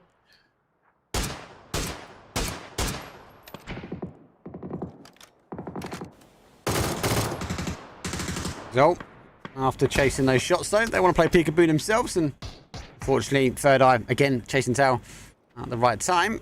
They peek up and over and able to pick up one of the Exalt players. I think they'll be eager to try and take this one. Looks like FaZe, though, taking the fight with Smokewall. They're taking the opportunity again to sort of walk their way in towards zone, but it's such a tough walk, this one. And maybe the trees will provide some cover, but they really need a knock here. Corexy being less likely. Maybe drawn into a fight on the other side. 2v3. But Honey Badger saw his head. He did. Peeks back though. Does go 1. Then we do see Busy over the top though. Final 4th place though for Exalt, and Smokewall somehow, some way have been working their way down. I feel like FaZe going for a drop here. That play. Going for a full send. Might have to. He's got like 8 bullets left after all that Dragunov spamming. He's gonna take a little tumble, but he should be all right, unless Third Eye can get an angle on towards him before this is dealt with. He's actually dropped about halfway down the mountain himself to try and get a better angle on towards Smokewall. So heavily committed into cleaning up this low ground solo, but actually it's a pretty easy path back up for himself. Third Eye I can definitely hear the grenades, and they're looking to try and find some angles. And Corexy's had to come down to try and help deal with them. Yeah, interesting they've spotted him here, so Greg might be looking to close this angle off and play over the top. I don't know if he's heard Corexy though. Made the car all that shattering of metal as he went for a full send off that mountain cliff. Might be enough just to stop him moving over. FaZe is the only team in, so Smokewall, they're going to hold on to what they can at the bottom there. And I kind of like Third Eye when they feel a bit. It feels a bit more like they're in control this game. I know they've been sort of chasing around, but Gregory though plays peekaboo over the top, and there's 1. Doesn't quite get the second though. Is he going to cook this nade? Corexy does push back though, but he might run in towards that one. Doesn't himself though. He will now disengage. Just to confirm, Udo puts this one on. Honey Badger leads the car all the way around the outside edge, and they move from the sort of south side all the way up towards the top, and he then refuses to leave Gregory down. They now tighten up with a 2, maybe drawing the eyes back towards that sort of southeast corner.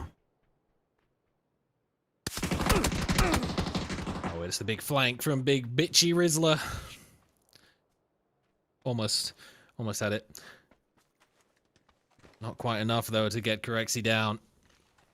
Smokewall more than happy to hear that the shots are coming through and it's not at them for once. It feels like that's not been the case for the past at least 5 minutes.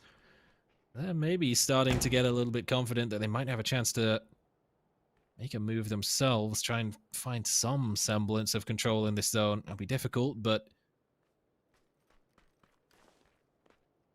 finding their way up onto the plateau. Please, VAR. Mate, if I could do VAR, it'd be so good. Third Eye still hold with a 3. FaZe though, I suppose the advantage that Corexy's got is he's been able to kind of lose track of them. There's so many dips and bowls around this sort of neck of the woods that he can get away with. Fake smoke goes up. You're not quite a face smoke. That might draw the attention of Honey Badger.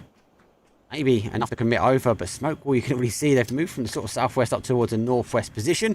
Badger, flash goes over, double checks he doesn't get flashed himself now, and that smoke will though finally get a bit of return favour towards FaZe. We are now going to see a 3v2 at the end, and smoke wall exposing their position. That there might be enough for them to go, hey, let's think about where we're going to go. FaZe number 8 has exposed, and lucky enough they are in, but they are still climbing. How, look up, there's Honey Badger right there. Hey, I would pick his twinkle toes up. He moves further into field. And it should go past the airdrop crate as well, but I don't think either of them actually managed to get a loot onto it. Oh, Honey Badger. You seen him? I mean, I guess he must have spotted him. He just scoped in exactly on where Frostberg peeked him from. Getting an angle through the tree line is quite impressive, all in all. I guess they just didn't notice it. It turned over. It's upside down. Sure.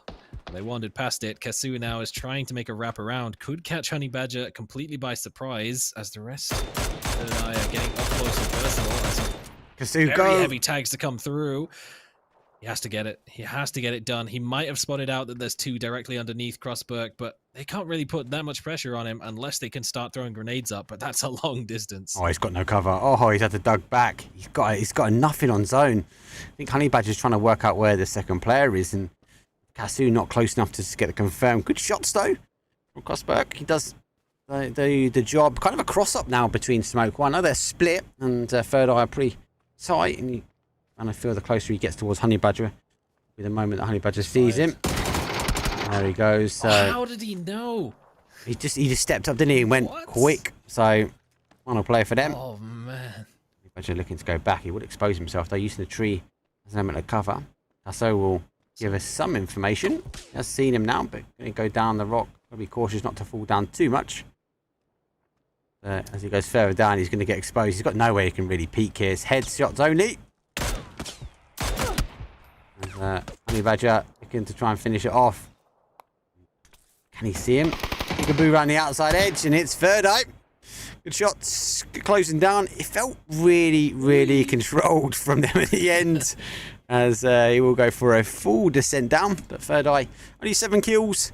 I said they were kind of chasing tail, but 17 points. You're not going to argue with it though. And as I said, it felt like they were in control all the way at the very end. Yeah, I will apologize for calling him bitchy. I'm sure he's a great guy, but Bizzler coming up with the goods at the very end. It's still wild that Honey Badger was so aware of that. Obviously, they were looking for the second player. They were aware that a flank could come through, but Kasu was almost baited into pushing forward to try and take that engagement because Honey Badger was firing his DMR up towards his teammate. So he says, I've got an opportunity, but fires a couple of bullets, switches to the AR, and he's just ready for the push to come from behind. Had that gone the other way, could have ended up being a surprising smoke wall victory from the low ground. Yeah. But, well, just the situational awareness was on point. It was Honey Badger. Two different gameplays, weren't it, at the end? That kind of cross up between smoke wall. It nearly, as you said, nearly worked out for them. He was millimeters away getting Honey Badger down. He really called back enough to put himself on. I just felt like he stood up a little bit and he kind of second guessed to stand up and crouch back down. It was enough for Honey Badger just to spin round, and no reason. And the guys at PNC, for a reason, he spins around and gets the knocks himself. And when you've got one guy stuck in the mountain, it's only a matter of time. Third Eye, I think they got the kills they wanted to. Generally speaking, a very, very controlled game. They sort of chipped away coming in from Novo. Right, let's take a quick break though. It's game number 6. The lobby's pretty much loaded already. And if you think game 1 and game 2 was mad, game 6 always is a good one to watch. Anyway, stay tuned. We'll see you guys in a second.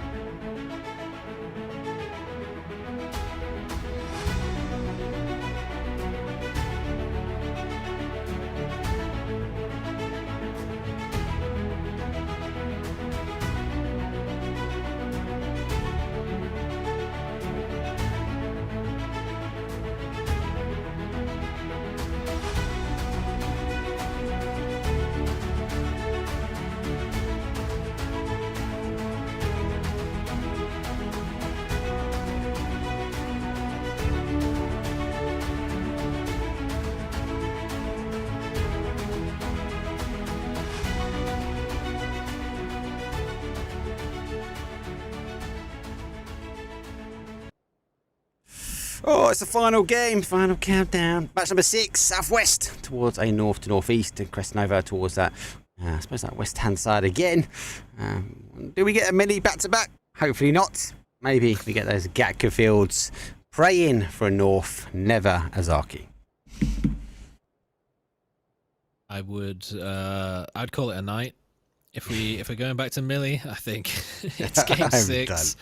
We've basically had what, 3 games that were over in 20 minutes. Then we played a Miramar game, and then an Erangel that probably should have been over in 20 minutes, but somehow ended up going to phase 9 anyway. When there was 2 teams left, it just got dragged out for an extra 10. So everyone's kind of just been sat, vibing, chilling. And this one, I can imagine there's going to be some built-up anger from having to wait for this game to start. You know, this phase will lead the way to always get a boat, and Ristamar will be the first down with a splashdown. Rotate out. Zone is done. Do we have any craziness again? Yeah, we do. Why not? Let's go back to back and Gatka. Looks like we've got the zone as well. Where are we going? Millie, let's go. God, everyone's calling me out for saying bitchy Rizla. He brought it on himself by being called that. SMGs back in action. They are pretty quick to load, so not the worst thing to get, and I'm really not surprised that it wasn't a more direct contest this time. It really didn't go particularly well. Oh, Bolty in the back.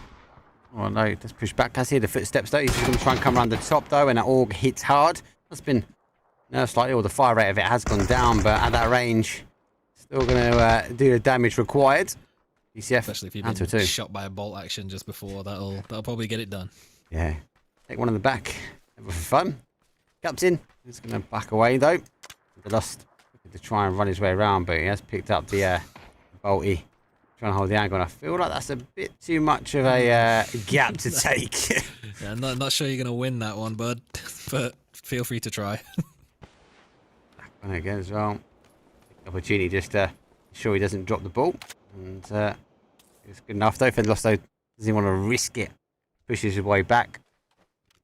Feel like Orgless though are working their way down towards his neck of the woods. Celtic will at least have some information. There's a player right on top of that building now. And a loss upgraded from Tommy Gun to Tommy Gun and Org, so might have a little bit better luck at taking an engagement from. I would still call it relatively short range for an AR, but it's definitely towards the upper mid range for an SMG to take a spray fight across from north to south Gatka like this. He's still confident he can get it done, I'm sure, if the opportunity arises, but doesn't look like it's going to. Orgless taking a bit of a 2-2 on both of the southern corners, making sure that there's no escape route for PCIFIC. They're not going to be able to fall back out of a vehicle. They're committed to the fight. They're stuck here. And now, shotgun in hand, they're starting the push. Gonna get caught on the outside edge, isn't he? Does lean his way back in. No vest. He is hidden. I don't know if they've actually picked him up. Oh, looking back this way, but he's in a good spot. That if he hasn't been found, they are going to run past him. I'm just double checking. Kind of relies on the Fender Lost though to take some shots and actually draw the attention of Orgless. They have wrapped down. There's now 3 of them right underneath Street Fighter. There's enough for one, but not quite enough though. It's pushing down to 1 shot, and they are going to recall back slightly. Now we're going to surely see a push though come back. They haven't committed. Oh, just holding. I kind of like this angle here, so they have the capabilities of potentially picking Orgless apart one at a time. That off angle from the roof of Ketpa that's, as of right now, gone undetected, could actually play pretty big if they do commit. Nade's going to be big. They've got to land this nade. Perfect. Outstanding. No, now they can focus back on the final player. BCF will tuck tail. Try and run. He's got a player coming in, and easy, and makes that look easy himself. And I'll fly away before we get some more saltiness. It's 50-50 whether we just turn the stream off in phase 2. If it goes south, we just call it a night, I reckon. There'll be nothing more to watch that makes any sense on another military zone after all this. Imagine you play all the games that we've had today and then get back-to-back militaries. You've been looking forward to Erangel the whole time, and then you have to play that. Loves it, mate. Absolutely loves it. At least it might be a west side, though. It's tinkering. We don't have as much of the east in, and it does look like it might play back that way. But if you mention the dreaded high ground, and I won't say it, doesn't mean it will go there. A bit like the Everest, always seems to be drawn in for the zones. Smoke wall. They just want to try and defend off their public transport from Ferry Pier around to their backside of our military. Navi already made the move. Exalt on a 2-2 split. FaZe also slightly surrounded here. And pulled up. Oh, Fexo plays peekaboo with Mads, though. They do know there's a player on the other side, though, but he doesn't quite take the shots. And I'm going to make the assumption that War had no idea they had a team or FaZe in their normal drop zone. They thought they were going to get away with a freebie. Might be able to forgive them for expecting FaZe to have already made a move, maybe towards the bridge on a zone like this, because it's 50-50. Teams will have already committed onto the military island that might have to come back, or vice versa. And either way, FaZe gets to get some kills around the bridge. It's not quite the case. They're getting the kills in Milta this time, and it's unfortunate for War that they're the ones on the receiving end. Didn't quite scout it out.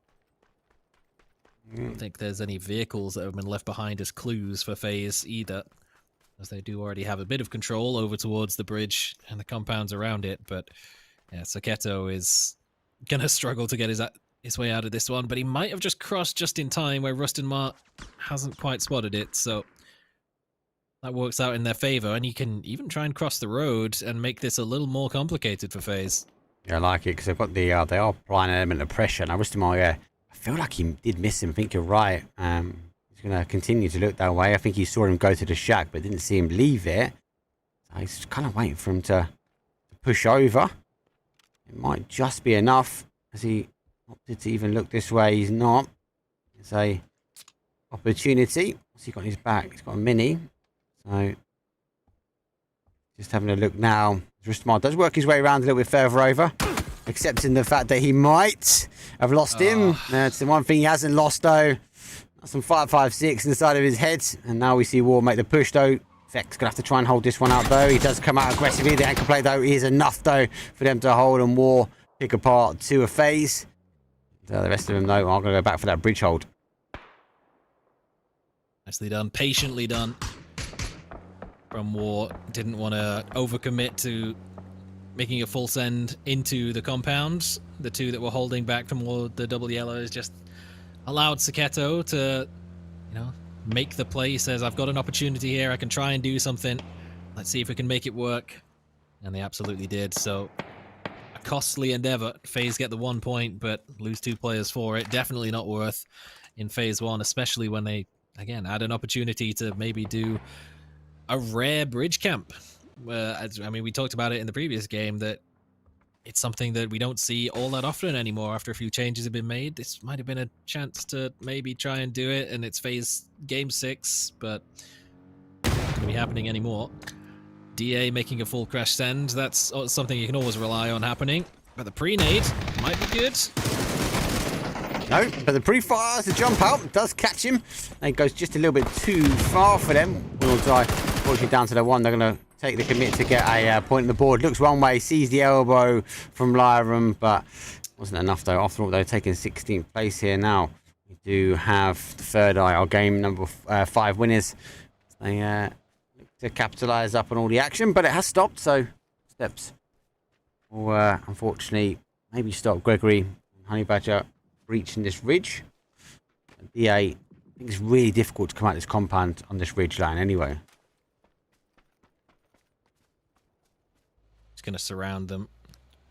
So their options are highly limited, and I think this might be another one where they're going to wait 10 seconds before they fully commit to see whether or not it's worth it, or whether just trying to back away.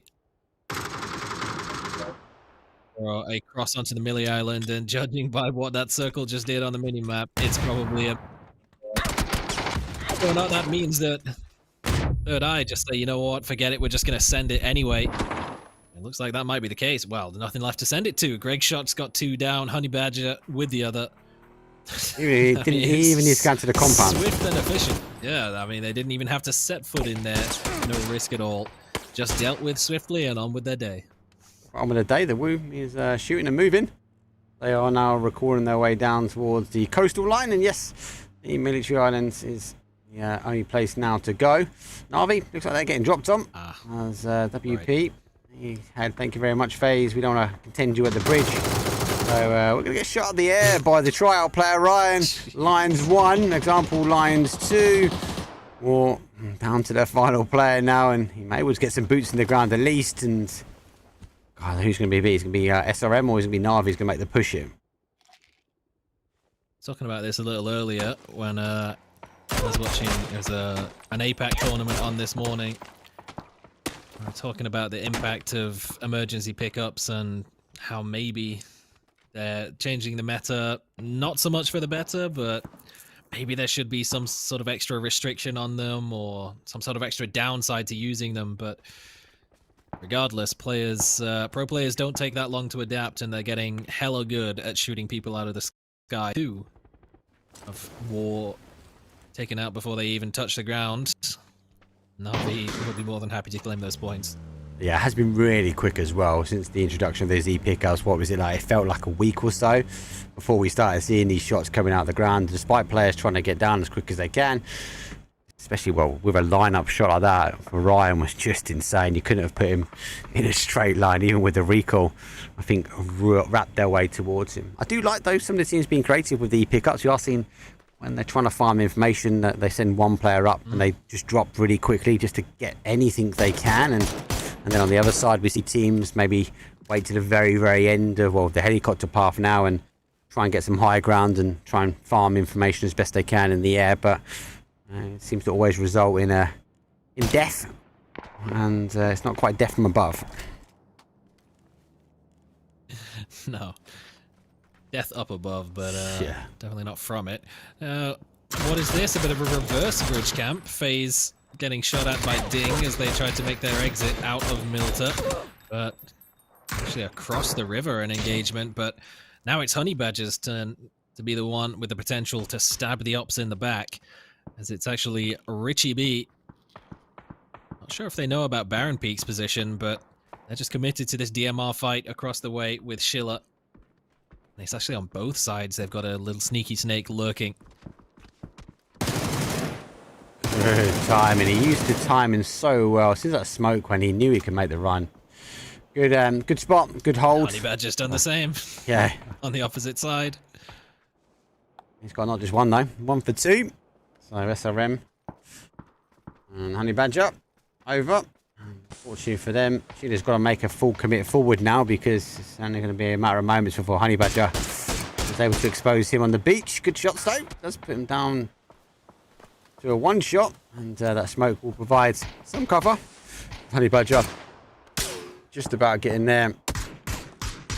We see the final players now descend.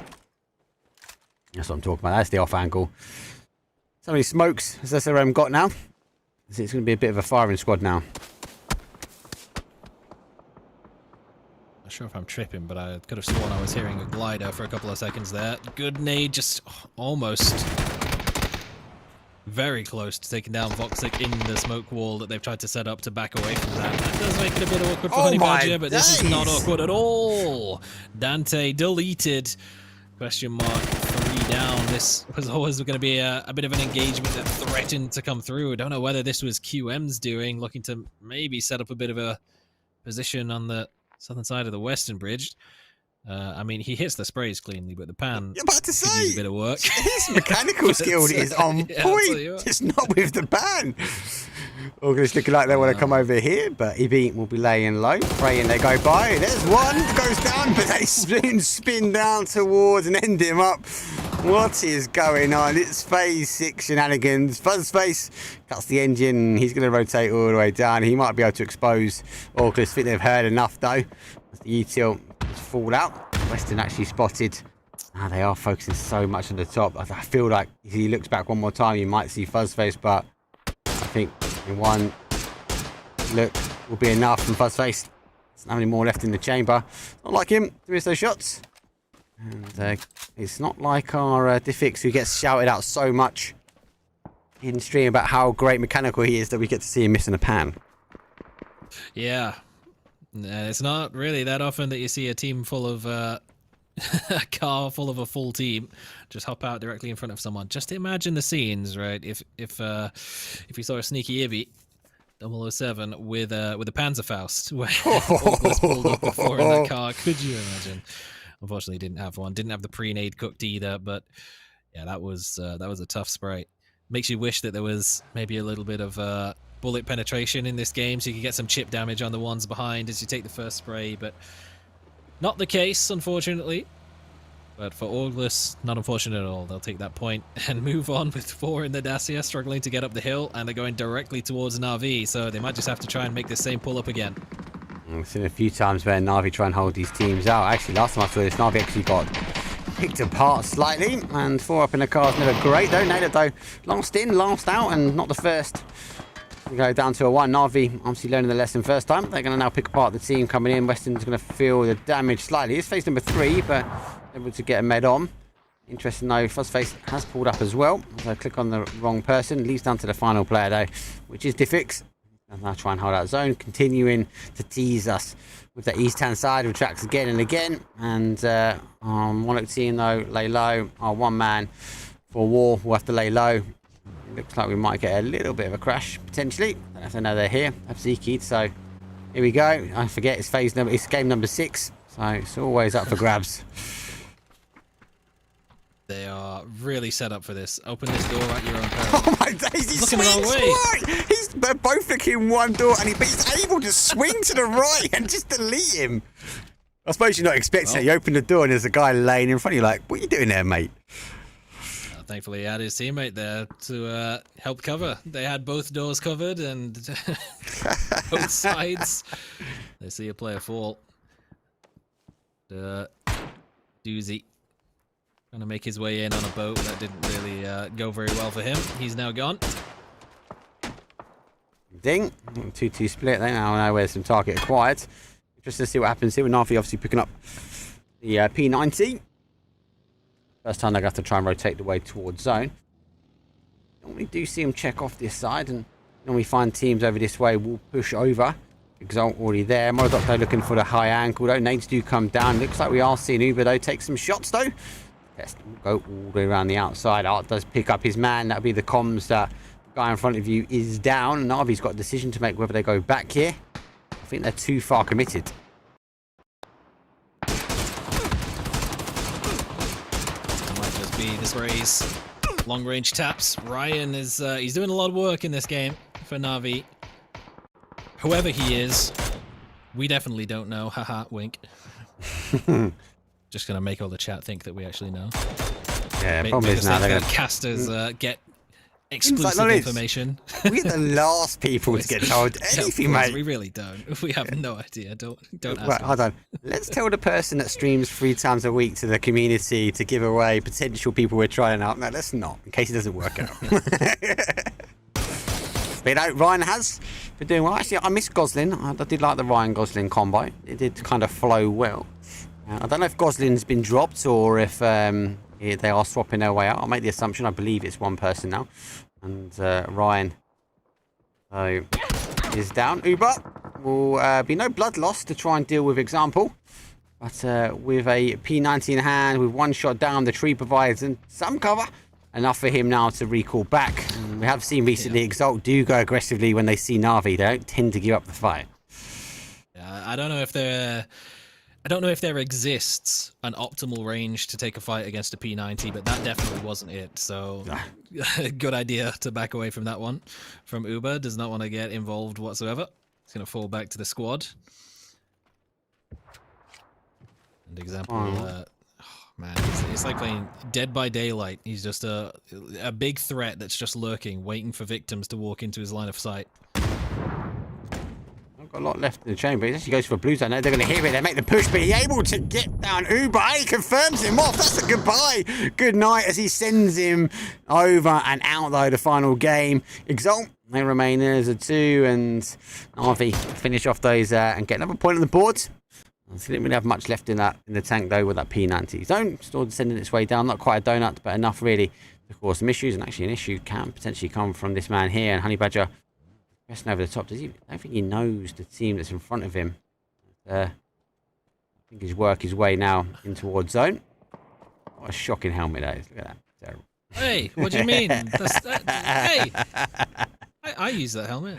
Terrible. Come on, it's tactical. It's like a throwback to when the game, all the skins were like camo. You know, putting that helmet on, you blend in. You blend in, mate. It's that like RP when you've got the white tracksuits on, mate. Any player with a tracksuit, mate, you run away from. You know they're lasers. Yeah. Talk about lasers. Drop it though. Puts down 1. Wait for the repeat. Looks like he's got the PNC. Get the skin on. Entropiq though find their way towards the top. 3 kills for them. Started today well. They might be ending the day well. Let's see how they can get their further field though. And Ding and Orgless though. So Western though finding that final player. And it looks like because of Art, there's a confirm there. A complete controlled out. So seeing the teams now descend. 7 teams up. Phase number 5 is actually more teams than we've had in a lot of the games this evening. It feels like a standard game. Yeah, I mean, I was almost about to say, it's kind of crazy that by this point in the previous game, we were in the top 4. But, I mean, top 7 and, like 3 of them are solos. So it's really not that far off this time either. To be expected. Let's just hope that this one doesn't get dragged all the way out to Phase 9 in a 2v2. A little bit of commitment would be nice from the boys. But Honey Badger, I mean, he's picked up an extra kill for himself. 1 more onto Win or Die. And he's managed to escape out of there unscathed as well. Could really do with getting some extra ammo for the ace, but how much damage you can do as a solo, even if it is just 1 extra kill. You happy to take that at this point? We will be happy to take it. I grab up all the solos. There goes 1. Orgless 6th place for them. We now go for our top 5 teams. Feels a little bit more natural in phase number 5. 12 remain. As you did mention, we are down some. Honey Badger though itching away to chip away at the zone. And, pretty much our 2 solos are the ones that are now in. Drop it though, they've got the numbers 4 remain for them. And I think they'll be looking how they get back in. I wouldn't be surprised for them to wrap back the way they came. They heard the action over here, but it is a very bit of flat terrain to commit to. And, kind of play peekaboo over the top. If you time it wrong, could be the fall of Entropiq.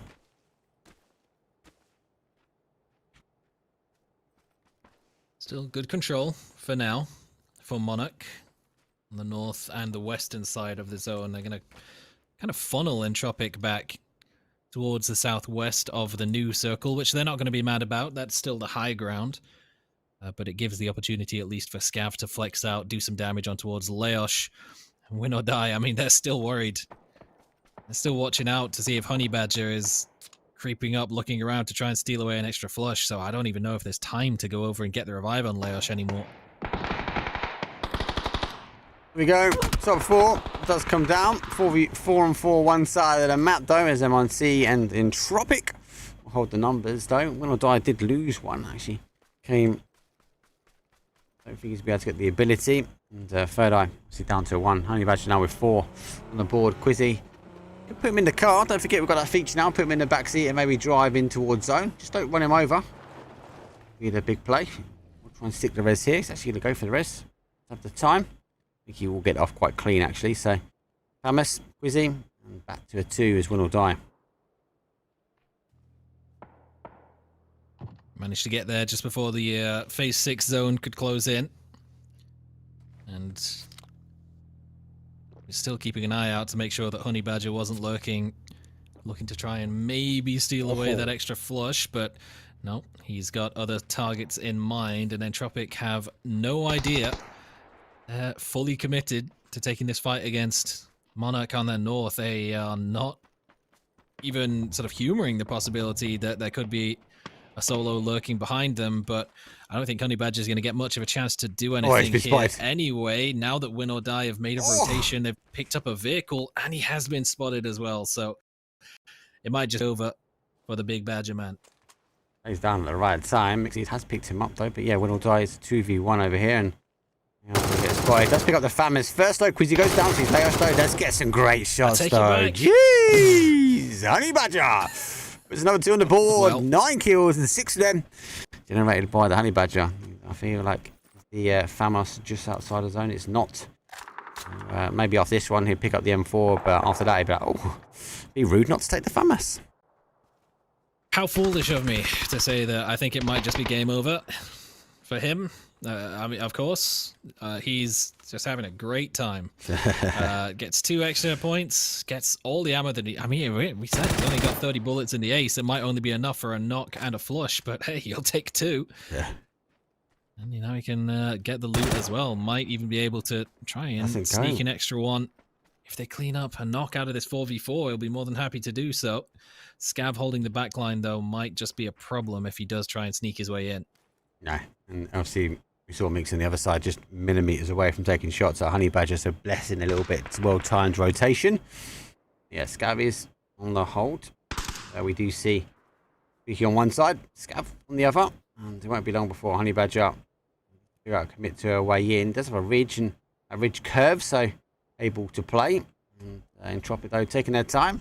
Very, very open terrain really at the end here. And I feel like you jinxed it. We are going to go towards the dots. What else do we want though in the last game of the day? But if it had to happen, at least we get a 4v4 with a potential X factor, being a man who's already got 6 kills. I don't think it's the first game where he's been on a similar margin, 1,000 damage, last man standing, still looking for good impact. He's really on a bit of a tear recently after a pretty successful event, all in all, particularly towards the end of Nations. Yeah, it's a good final day for them. Just now spotted, so really? I don't think he's going to give up his position just yet. He's a big call for him, but Entropiq though are looking, I think, to come round this way. Remember, they did see him, so I think they're eager to find out exactly where did he go. But they are still holding that ridge. He's got 6 grenades. He's got the opportunity now just to throw them at trees and pray. There's a player sitting behind him. 1 more kill on the board though. Give him 10. And Entropiq though, they want to stop this push though. They are coming away around. I think he's heard him now. Nade's cooked. He's waiting as close as he can before he can get away. That nade's good. He picks out one. He's got another one as well. Here's the footsteps going back. I feel like they're just throwaway nades, but they come pretty close on top of him. First one doesn't get enough though on him, and Entropiq have to recall back. Maybe we see the push on the other side though. Is Monarch Esports though? They've got to take advantage of what Honey Badger's doing here as a solo. That's 200 damage with 1 nade. Completely deleted the first guy and took about half HP off the second and the third as well. Like you say, Monarch still just happy to sit back and let the solo do the work. It probably wouldn't be the first time that we've seen a team maybe just holding off on the trigger a little too much, but and no extra knock to come through. But man, it was so ridiculously close. But at the very least, for Monarch, it's given them the opportunity to claim full control of the Phase 8 circle. They've taken 1 of the threats away and didn't cost them any utility whatsoever. So now, this should be in the bag.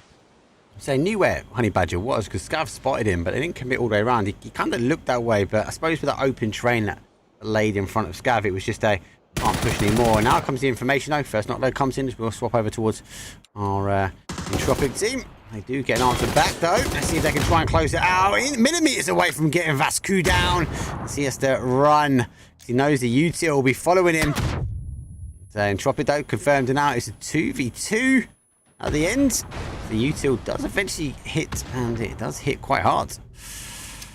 I feel like it probably shouldn't have gotten this close already, but Entropiq will still have pretty hefty utility in the back pockets as well. Scav called into action. Made the push up from the far north. They've actually had to abandon the res on Vascu for the time being. The blue zone grenade just forcing them back off, and if Mauser doesn't get a hand to that, he's gone. He is going to bleed out. But it will just be a straight 2v2. This could fall out of the hands of Monarch pretty easily.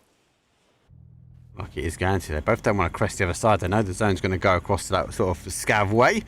There we go. They're now able to back out. Drop it though. Need to get a knock here, but with the information coming in, it will result down to a 2v1. Maybe they won't focus their attention back. Though Scav comes into line of sight though. Another shots go down, trying to get a 1v1 in the end, but able to shoot through, and Scav ends the day. It's only 8 kills, but it's a controlled game from them. Monarch Esports, 18 points. Final game, game number 6, done and dusted. Pretty good, if you ask me. Yeah, control is right, so word you could use. I think the end game, it maybe had a slight opportunity of slipping out of their hands, but Scav doing the work at the very end. It actually almost reminded me a little bit, because I know Squeaky was such a big fan of the Winner Winner Chicken Dinner format, that iconic interview where he just announced how good the format was and how much he loved it. But that felt a little like reminiscent of that era of playstyle, where you've got a 4v4 plus a solo. Scav spots him out, and essentially Monarch just uses their positioning to funnel the solo in towards Entropiq. They say, look, you can't come this way. You have to go into them. Those grenades start coming through. Entropiq make the push. Honey Badger should probably never be able to get a kill there, but that grenade was just on point. And eventually he's cleaned up, and who knows, maybe if Entropiq was still at full strength and they'd cleaned up Honey Badger and it was a straight 4v4, they might have manpower to turn it around, but not quite enough. So, in the end, well played by Monarch, and Scav coming up clutch at the very end. Yeah, it was Honey Badger nearly picked him apart. I think you're right, 4v4 would have been maybe a different ending. But yeah, very well timed, very well. What's the downside, though, is when you do a 3-man push round to a solo, it's just the sound cues. Honey Badger, you can see, was just tracking the sound, and well cooked. They got close enough to him. But even as a solo, GG's on that one. And again, welcome back. Well done. And everyone in PNC, it was always good. Such a good showing for the last few days. I wish PNC was just a longer event. Personally, I wish it was 6 days, but I'll take the 3. There were 3 outstanding days. Anyway, game number 6 done and dusted, though. That is our second day of scrims, so under wraps. So I've got to thank you very much for jumping in. If you haven't already, give this man a follow. Major influencer, especially in the APAC region. Always an interesting character in chat. Always calling me out when I have my mic on mute. And it's always when you're bloody in stream, I leave it on mute as well. So, gotta love it, mate. Gotta love it. Show me a Newcastle. That's anything. My Arsenal top underneath. I'm not a Newcastle fan. What are you talking about? Mate. Anyway, what we got coming up? We've got scrims again tomorrow. Be the final day for scrims days. We'll take a break on Thursday, and then we go into the event. We've got a Turkish event though that kicks off Friday, Saturday, Sunday, and that will kind of wrap up the week. But that's it from us from now. Thank you very much, everyone that's followed, liked, subscribed, and all the rest. And hey, thank God we got YouTube back up. Much love for the YouTube fans. !YouTube. Let's go raid someone. I'll see you guys same time, same place tomorrow. Peace. I got too much getting online. One rule, then